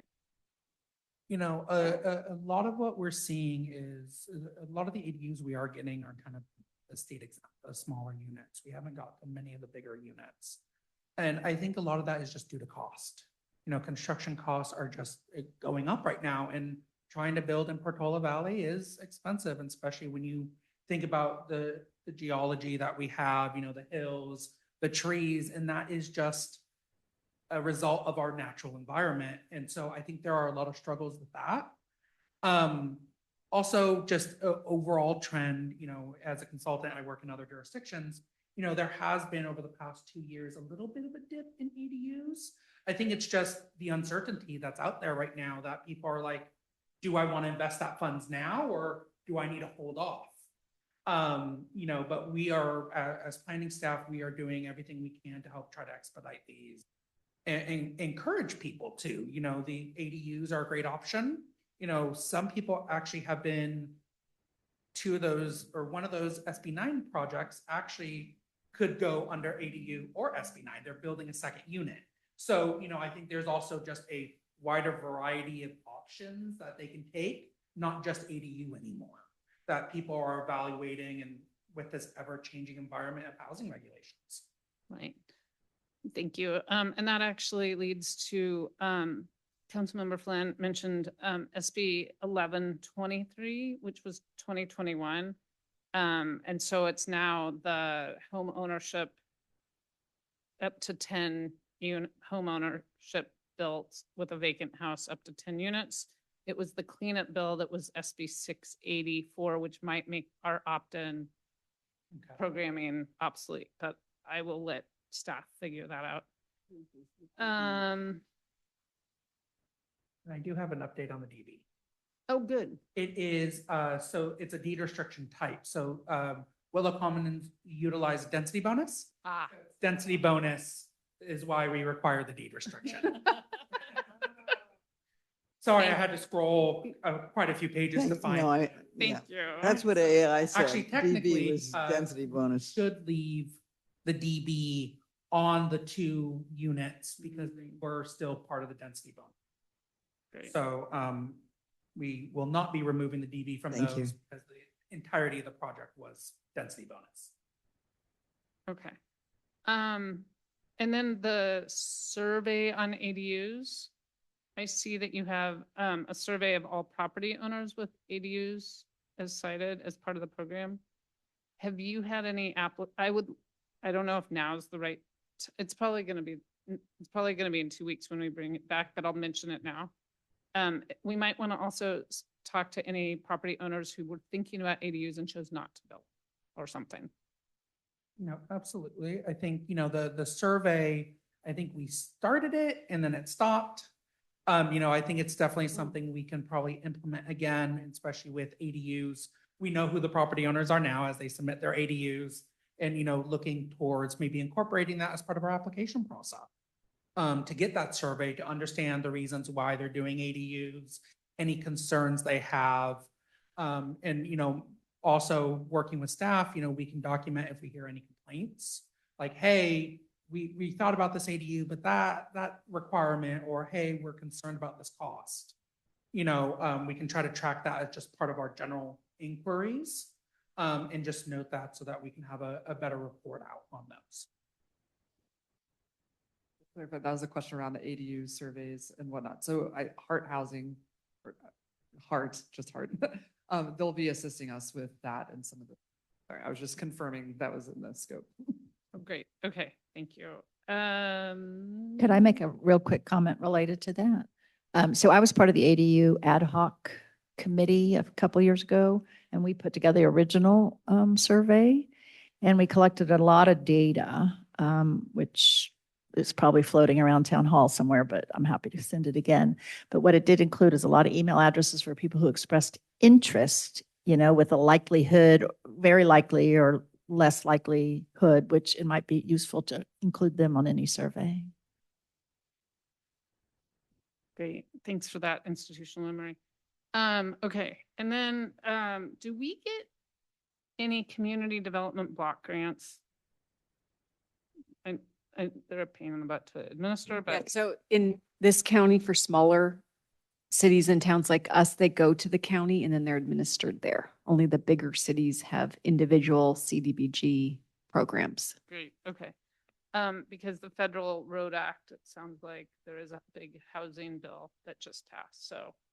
And there is, as long as we were talking about the Berkeley's ordinance that was supposed to be really good, I did want to mention also Mountain View is working on, under the amnesty bill, they, Mountain View is working on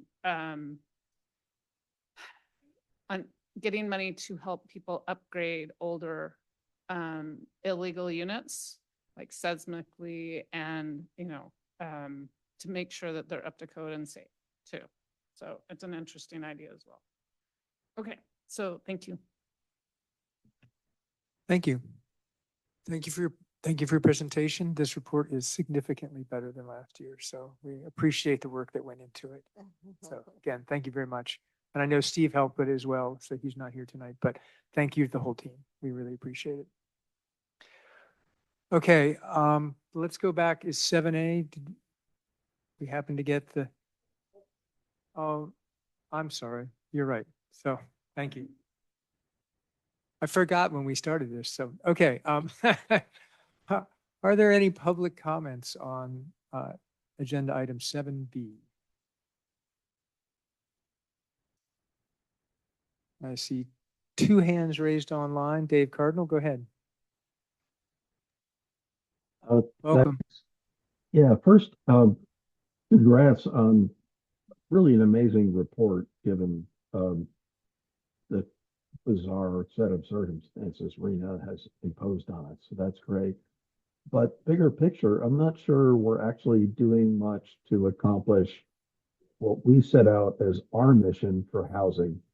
Over the last 20 years, every decade, we've met as a community and decided we wanted more workforce housing, more younger family housing so our kids could live here, and more places where people who wanted to age here could downsize. Now, okay, there's 12 units theoretically at Portola Terrace. Those have been in the pipeline for literally 10 years, which is great, but it's hardly new. We can do some workforce housing. 11 units at Willow Commons, which is great, which has been in the pipeline for 7 years. And since then, all we have is this kind of ADU sham, really. It's based on a 2008 pseudo study that was made up to justify a third of the ADUs being below market rate. But there's no auditing. Most of our ADUs aren't rented out to anyone. If they are, they're rented out for $4,000 or $5,000 a month. So HCD was going to take a crack at that and start auditing them. They haven't, but they might. In any case, they're not actually, counting them on a chalkboard isn't the same as actually creating new places for people to live. So I'd like to spend more time, hopefully, on our housing goals and what we need to do to accomplish them, and less on what do we have to do to, check off the boxes to make Sacramento happy. Because I don't think that serves, obviously we have to do that, but I don't think it gets us anywhere. And I'm not sure we're actually making any progress towards the objectives of the community. So it's tricky. I get it, but that's my thought. Thank you, Dave. Karen Askey, you're up next. Welcome. Hi, everybody. So I want to follow up on the ADU amnesty program in that, first of all, we have a neighbor that just completed converting an accessory structure to a bona fide ADU. And she said the process was pretty simple and easy to work with staff. And I do think we have a tremendous opportunity out there now that we have this program, but we do have to put together communications and education about how to do it. And while I hear what Dave Cardinal is saying, I do know of friends who are running their ADUs out, and it is generally younger people or single people. So anyway, I hope that we can do a little bit more with the amnesty program and get the word out to folks, because I think we have a good opportunity there. Thank you. Thank you, Karen. All right, no hands in the schoolhouse, no more hands online, so I'm going to close public comment.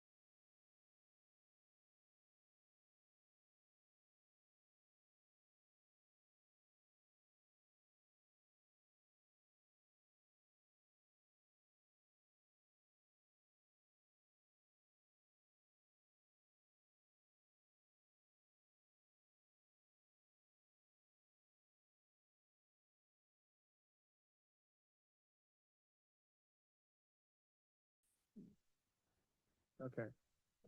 All right, so we're now back in session. We're recording. So we're moving on to regular agenda item 7C. This is information about the new State Brown Act. So Veronica, you're up.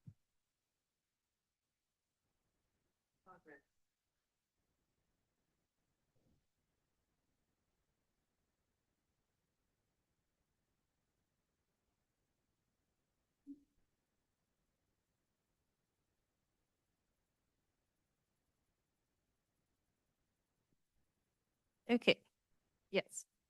So I'm here to give an update on current and new State Brown Act requirements with SB 707 in effect started January 1st of this year. So as a refresher, the traditional teleconferencing rules did not change. So they remain unchanged. So under this approach, each teleconference location must be identified on the agenda and posted at the teleconferencing location. The location must be open and accessible to the public and allow them to participate in the meeting from the teleconference location. A quorum of the legislative body must participate within the town's boundaries, and all votes must be taken by roll call.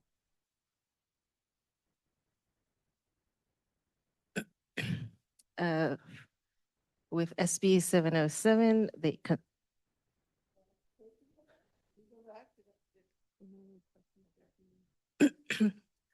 so with SB 707, it consolidated standard alternative teleconferencing rules into just cause circumstances. The public must be able to participate in the meeting by a two-way audio-visual platform, and the legislative body must allow opportunities for public comment in real time. The meeting minutes must list each remotely participating member and the statutory basis for their remote participation. Members must disclose whether any individuals over 18 are present at the location and the relationship to the member. Votes must also be taken by roll call vote. So the requirements to use just cause remain the same as the provisions under AB 2449. Members must notify the legislative body as soon as possible of their need to participate remotely. A quorum of the other members must meet at a single notice location within the town's boundaries, and remote members must participate with their camera on. Members are limited to using this just cause basis 5 times per calendar year based on the council's regular meeting times of 2 times per month. The substantive reasons for using just cause remain the same, with just 2 new reasons that include the member needs to participate remotely to protect an immunocompromised close relative from exposure to illness, or if they have military service obligations.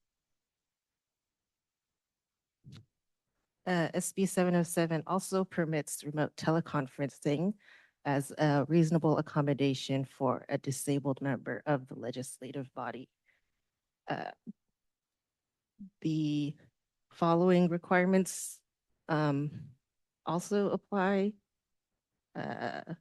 Members must participate through both audio and visual technology, except if their disability requires off-camera participation, and they must also disclose if any other individuals 18s or older are present in the room at the location and the relationship to the member.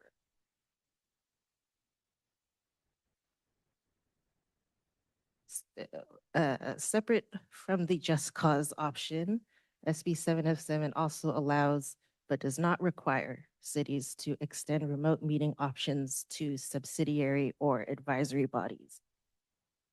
It's exclusive to only advisory bodies, so Town Council Brown Act committees are the only ones allowed to use this provision.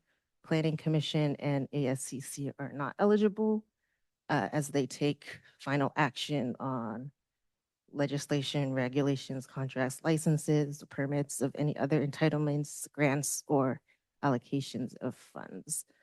It also excludes bodies that have primary subject matter jurisdiction over elections or budgets. So this also excludes the Finance Committee.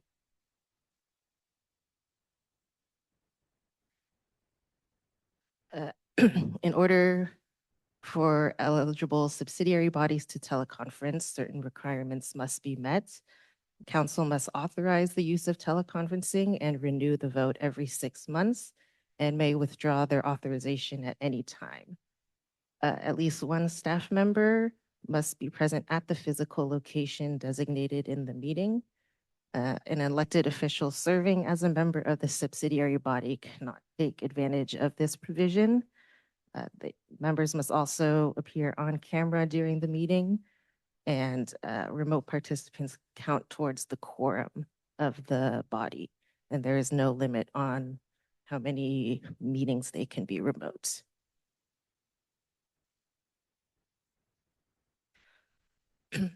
Moving on to social media use, SB 707 removed the sunset from AB 992, which provides that legislative body members can use social media to communicate with the public, but majority cannot discuss matters within their jurisdiction via social media.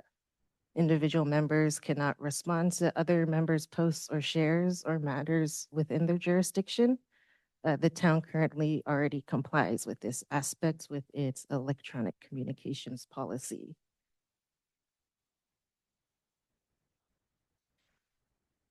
Beginning July 1st, 2026, certain local agencies are designated as eligible legislative bodies and must follow additional teleconferencing and transparency requirements, such as translations of agendas and accommodation for language interpretation, adoption of a policy on service disruption during meetings, subtitles for remote platforms, and outreach to underrepresented and non-English speaking communities.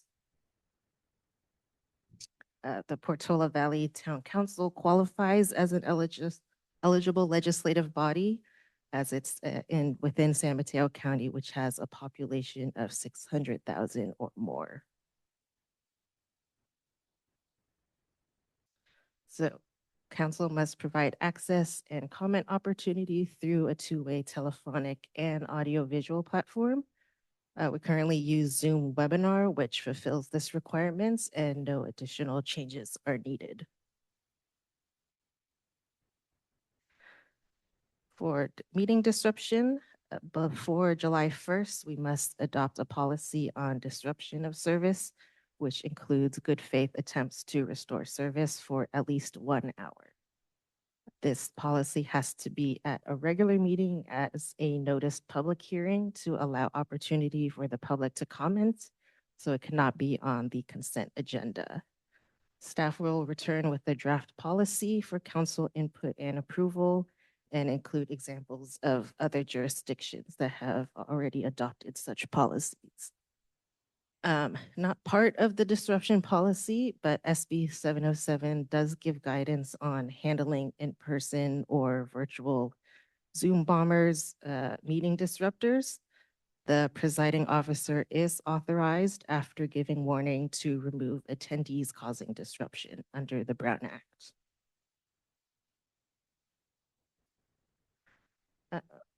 Moving on to translation agendas.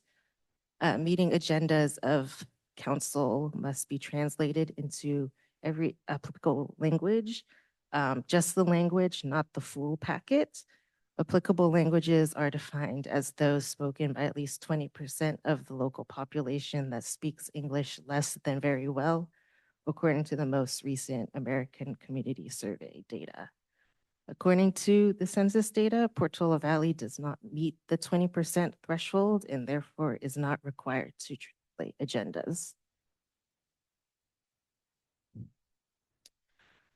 While we are not required to translate the agendas, we still need to provide a physical location for members of the public to post their own additional translations of the agenda.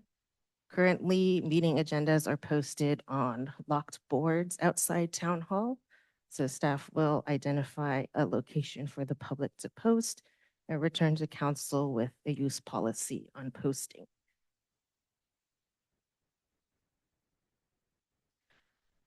Agencies must also reasonably accommodate members of the public who wish to translate a meeting or receive interpretation. Instructions on how to request such assistance must be publicized. The town may provide interpretation services, but we are not required to do so.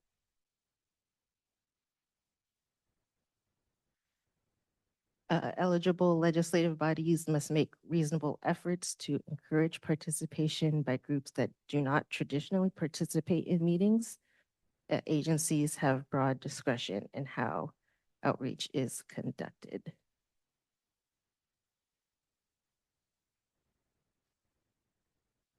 We must also provide a way for the public to request meeting agendas and documents electronically. Could be either requested through email or integrated agenda platform. The town currently has 2 email addresses to receive such requests, and staff will update web pages to be easily accessible and prominent for the public.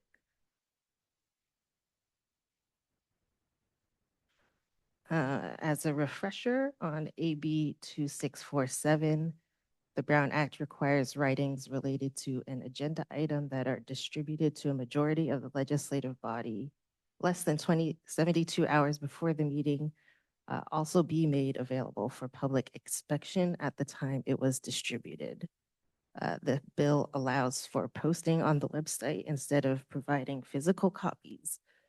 The town currently complies by posting any written responses to council member questions on the website prior to the meeting. And lastly, on Senate Bill 827, just as an informational update, SB 827 creates a new standalone fiscal and financial training mandate for local agency officials. The bill requires at least 2 hours of fiscal and financial training every 2 years for officials and designated staff. Official training materials are not yet available.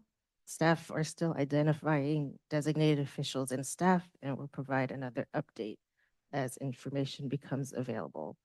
Agencies have until July 1st to fulfill this requirement. That is all the updates I have for you, and I'm available to take any questions.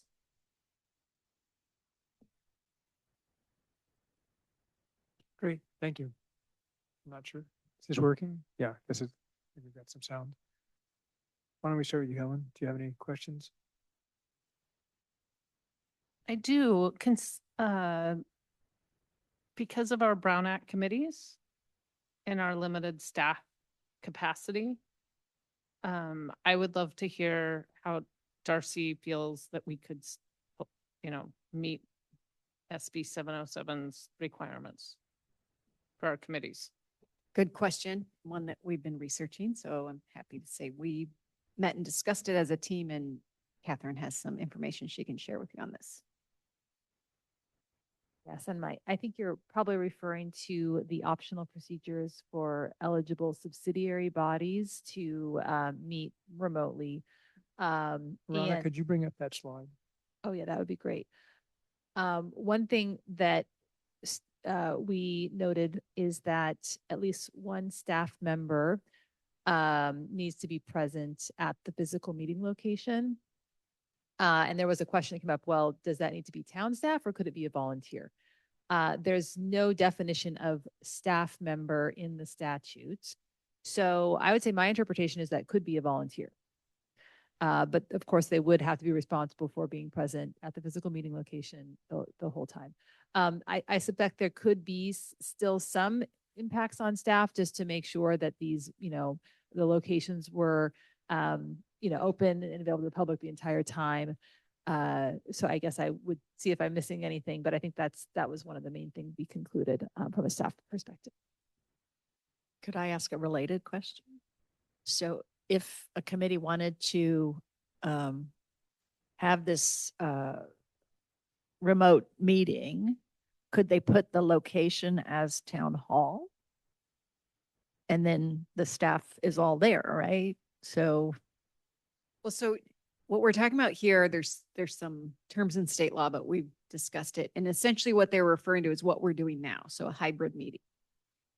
So theoretically, we could even do that now where all of you are remote and we're here, but there has to be a meeting location open to the public where the public can come and their comments accepted via Zoom. So essentially we'd have to use this space because it's the only space that's technologically set up for that. Ellen, do you mind if we continue to comment on this particular one since, okay. So looking at the slide though, it requires a quorum and remote participation doesn't count. Sorry. Yeah, I'm remembering the old rules. Sorry. It's the new rules, July 1, those would be in effect. Right. So, I mean, what, as I understand it, what this effectively allows is it makes it easier for if we choose to authorize this, for some committee members to attend remotely without having to post and do some of the other stuff. But we still need the committee basically here because they still need a quorum.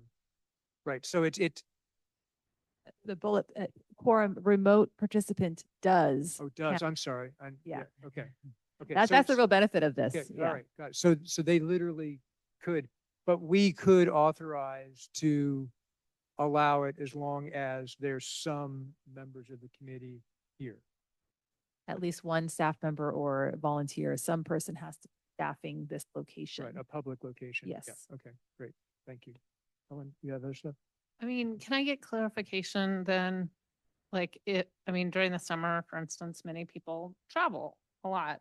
And so if we have one volunteer and one staff or one staff person, could the entire committee be remote, for instance, legally? Yes. Okay. And that's fine now, or would be fine, right? Well, the council would need to make certain findings to authorize this procedure, and those findings have to be renewed every 6 months, which is, a fair amount of frequency. We didn't really get into the findings as we didn't want to burden you with all the details, but one of the findings the council would need to make is that teleconference meetings of the eligible subsidiary body would promote the attraction, retention, and diversity of eligible subsidiary body members. So I think that's really what the legislature is getting at here. Thank you. That's all my questions.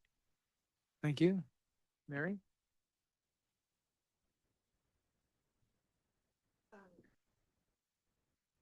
I had a question about the first slide as I went flipping by. I didn't quite get it about the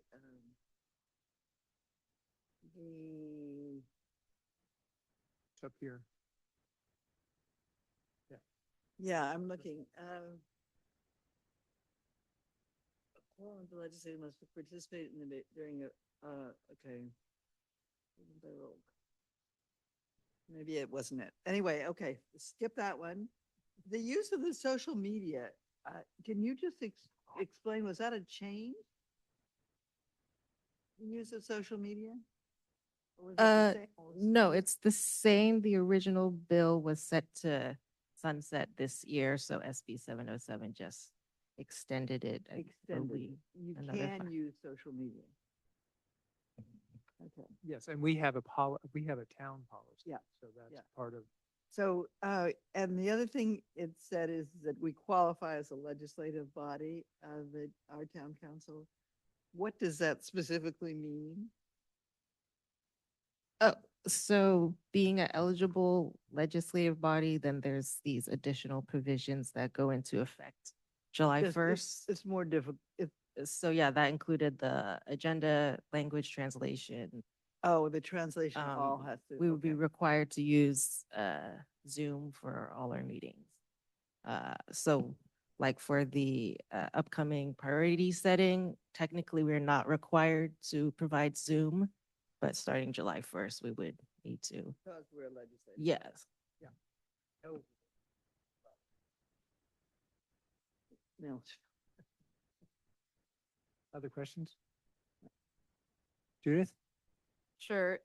So this one, there's no change because I'm just going to ask you to flip through because I have a couple of clarifying perspectives. Alternate teleconferencing room rules, essentially, this is when you don't have the ability to do the prior notice. Is that how to think about these rules when you would switch over to these rules? So before SB 707, there was just cause and emergency reasons. So if you were sick but still able to participate remotely. So these alternate teleconferencing rules have just been consolidated under one just cause provision. So what's the difference? Like, that's what I'm I trying get, to get. the main difference is you don't have to publicly notice your location. Okay. Can you just flip to the next one? Okay, just cause. Okay, so got that. There, is the change here just clarifying more in more detail? Clarifying reasons to use just cause. Okay. This page, is that okay? Craig. So it lists the members is traveling on official business of the agency. So for those of us who have to travel for our own personal business, it would not qualify under just cause. No, that would Unless be we traditional. get sick. Contagious illness. Contagious. Yeah. I'm going to be in France and I probably will have COVID. Okay. No, I don't think we want that to be a public comment, but No. Judith, would you like to continue with your Yeah, comments? just next slide. Okay, that's fine. Next slide. Okay, so eligible subsidiary advisory bodies. I'm not quite sure what subsidiary / advisory body, like who does this if we adopt this? Is it a subcommittee of, can it be a subcommittee of the council or commission? Or is this just advisory body? Like, is the primary emphasis here advisory? Yes, exclusively advisory. So mainly our other Brown Act committees, but not Planning Commission, ASCC, or Finance. Because a subcommittee that's less than a quorum of us is not a Brown Act. So that's why I'm asking.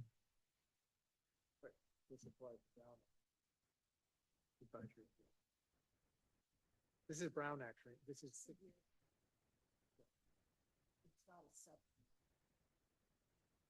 Okay, that's fine. Okay, next. Okay, even more, yeah, okay. You can keep going, keep going. I think those are the main questions that I had. Okay, thanks, that's it. Thank you. Rebecca? Could you go back to that subsidiary advisory body slide? So does the Conservation Committee why is that not included as an advisory body? Because they actually do have more than just advisory with respect to things like their tree permits. They can say, or they have complete control on determining that, my understanding. And then if you look at some of our municipal code related to the Conservation Committee, they have quite a few responsibilities with respect to site council determination of planting. We don't necessarily implement all those things, which is a different conversation about the conservation, but what's in our municipal code with respect to the Conservation Committee. But they do have a lot of responsibility that's beyond advisory in some cases. So how do they fall out in this? We were just talking about that during the presentation because they mentioned the tree permits, and I said to town manager, is that a recommendation or is that a decision?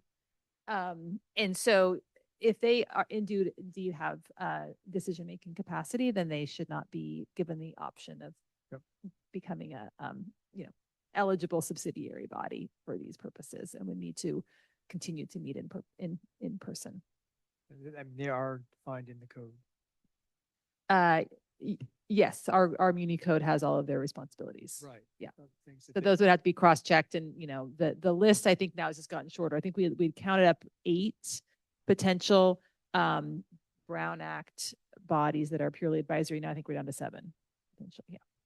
And again, this would be the council's determination. And, one other thing we're looking at is, well, could the council decide that some subsidiary bodies meet the criteria and others don't? And I actually think that, yes, you could decide that because there's findings that need to be made, and you could determine that, yes, well, some committees, we need to, we want to provide this opportunity in order to enhance attraction, retention, diversity, eligible subsidiary body members. Perhaps there's others that you don't need, that you would not make those findings for. And I guess the other question I have is about these Brown Act committees, not the not the just the advisory one. That are eligible to do this remote or another location. Do they absolutely have to meet here, or can they meet anywhere else in a public location in town?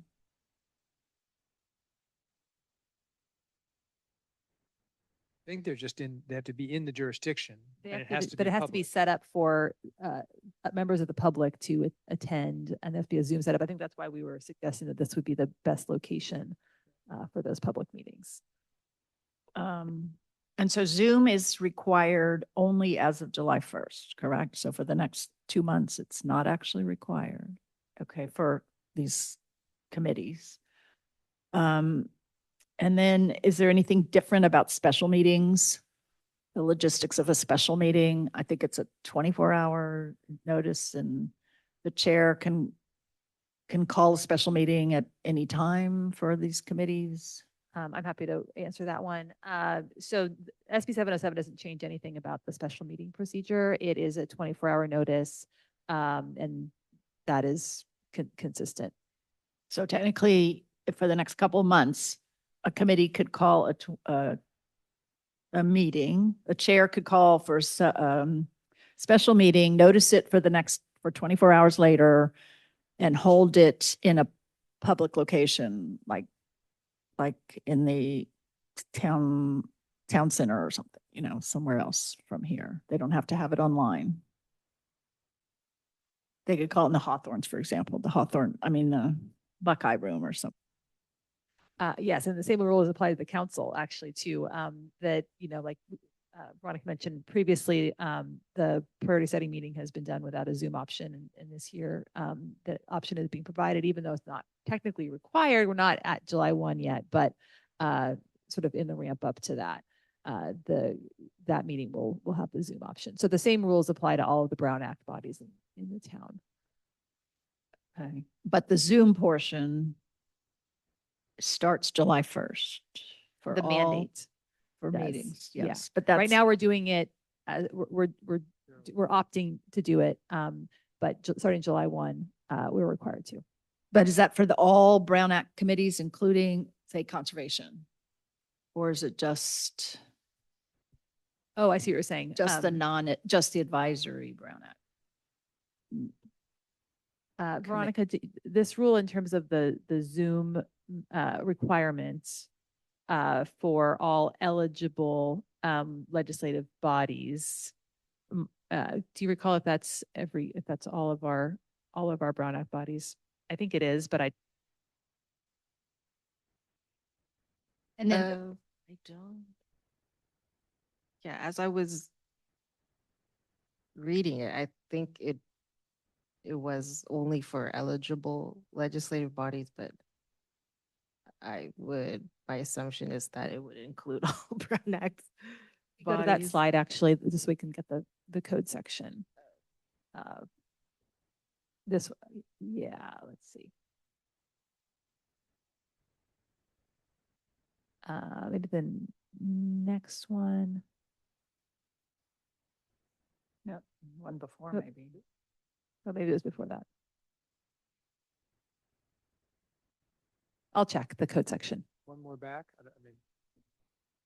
Because we saw it, but this is the one I think you're looking for, isn't it?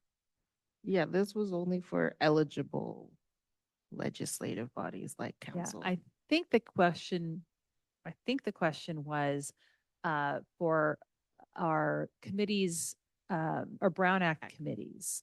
We're currently providing Zoom option for the public. Do we have to do that under SB 707? And the council, the answer is yes. But I just want to check the code if we don't know off the top of our head. Okay, great. And then will we be able to get a copy of these slides, actually? Oh, sure. Maybe post them. to Yeah, I the- can post it on the Okay, website. perfect. Thank you. That it, Rebecca? Thank you. I guess the only other question I had was, so finance training, this is required for all council members presumably, and all finance committee members?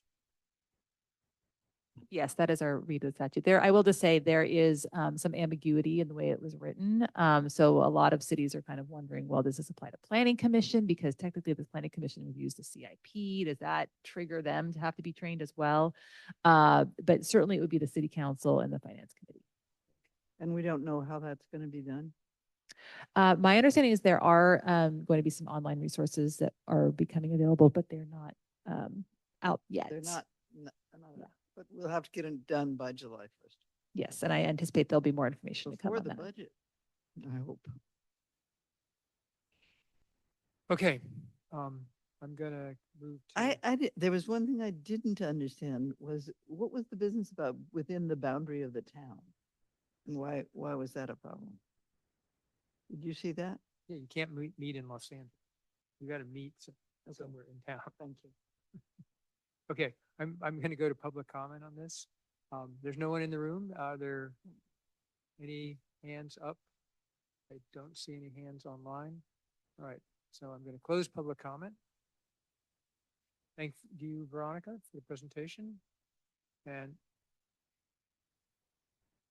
is there something going on? There was a hand raised, then it went away. Now it's back.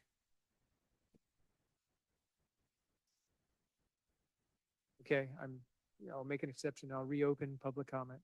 Go ahead, Christy. Thank you. I just wanted to confirm that the Conservation Committee and all Brown Act committees will continue to be on Zoom, and all like recreation's not Brown Act, and we still request that they be on Zoom. So the public is requesting Zoom meetings, even though the law's changing July 1st, is my point. Thank you. Thank you, Christy.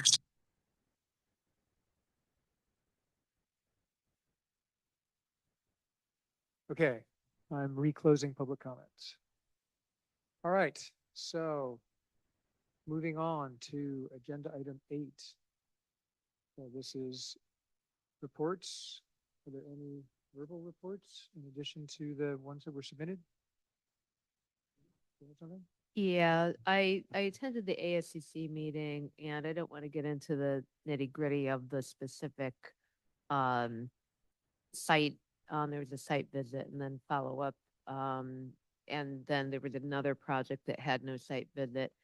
And the upshot from my perspective is that there is going to be a need for people to understand better the intersection between the new California housing statutes that require objective criteria to enable the ASCC to understand what, if anything, in our existing code consists of objective criteria, and when does state law actually supersede some of our local ordinances and guidelines. I think there was a lot of confusion at the meeting around that, and I think as a takeaway, I think the ASCC is going to seek out guidance from the town attorney and staff in order to get a better understanding of that, because as people take up these new state statutes, people can differ on the interpretation, and we would benefit from a very clear set of parameters and interpretations so that people don't get too far into a process and then you find out there's differing interpretations and have to, it's just better to have those set up in advance of someone going into the pipeline for projects. I'll leave it to Catherine, who was there, to see if I've stated that correctly, but. No, I think that's a great summary. And, there was also some discussion of whether there might be useful to have a training with ASCC, possibly also Planning Commission to review the state laws and the process for reviewing applications consistent with state law. Some jurisdictions have adopted objective design standards for single-family residential. So that's something to consider in the future. Yeah, so I think there's several steps along the way, both enabling the ASCC to have a better understanding.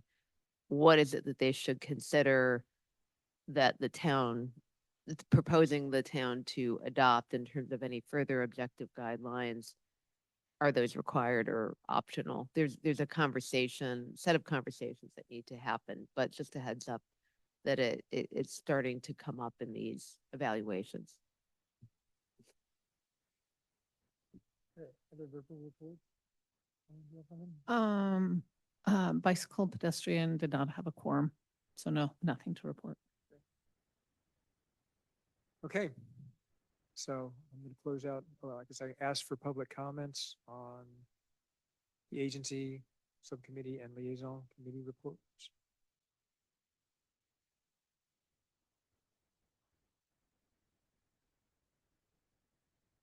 So it looks like Christy Corley has her hand up. Is that a leftover or is that current? Okay, so go ahead, Christy. Yes, we cannot see the meeting. If you can get us back online. Thank you. No, we had technical difficulties, so we don't have any video. We just have sound. Sorry, but we'll get it fixed for next meeting. We lost power. Okay. Was there a time that we missed a few agenda items? Can you clarify on that? No, we had a power outage and we basically held the meeting until the power came back on. Thank you. You're welcome. Okay, moving on to number 9. I would accept the motion to adjourn. Seconded. Oh, you need the motion. Motion. Sorry. I move to adjourn. I move adjourn. Right. Oh, Karen in favor? Askey has her hand up, and I just note that you decide, Craig. What's your hand on? Karen. Karen.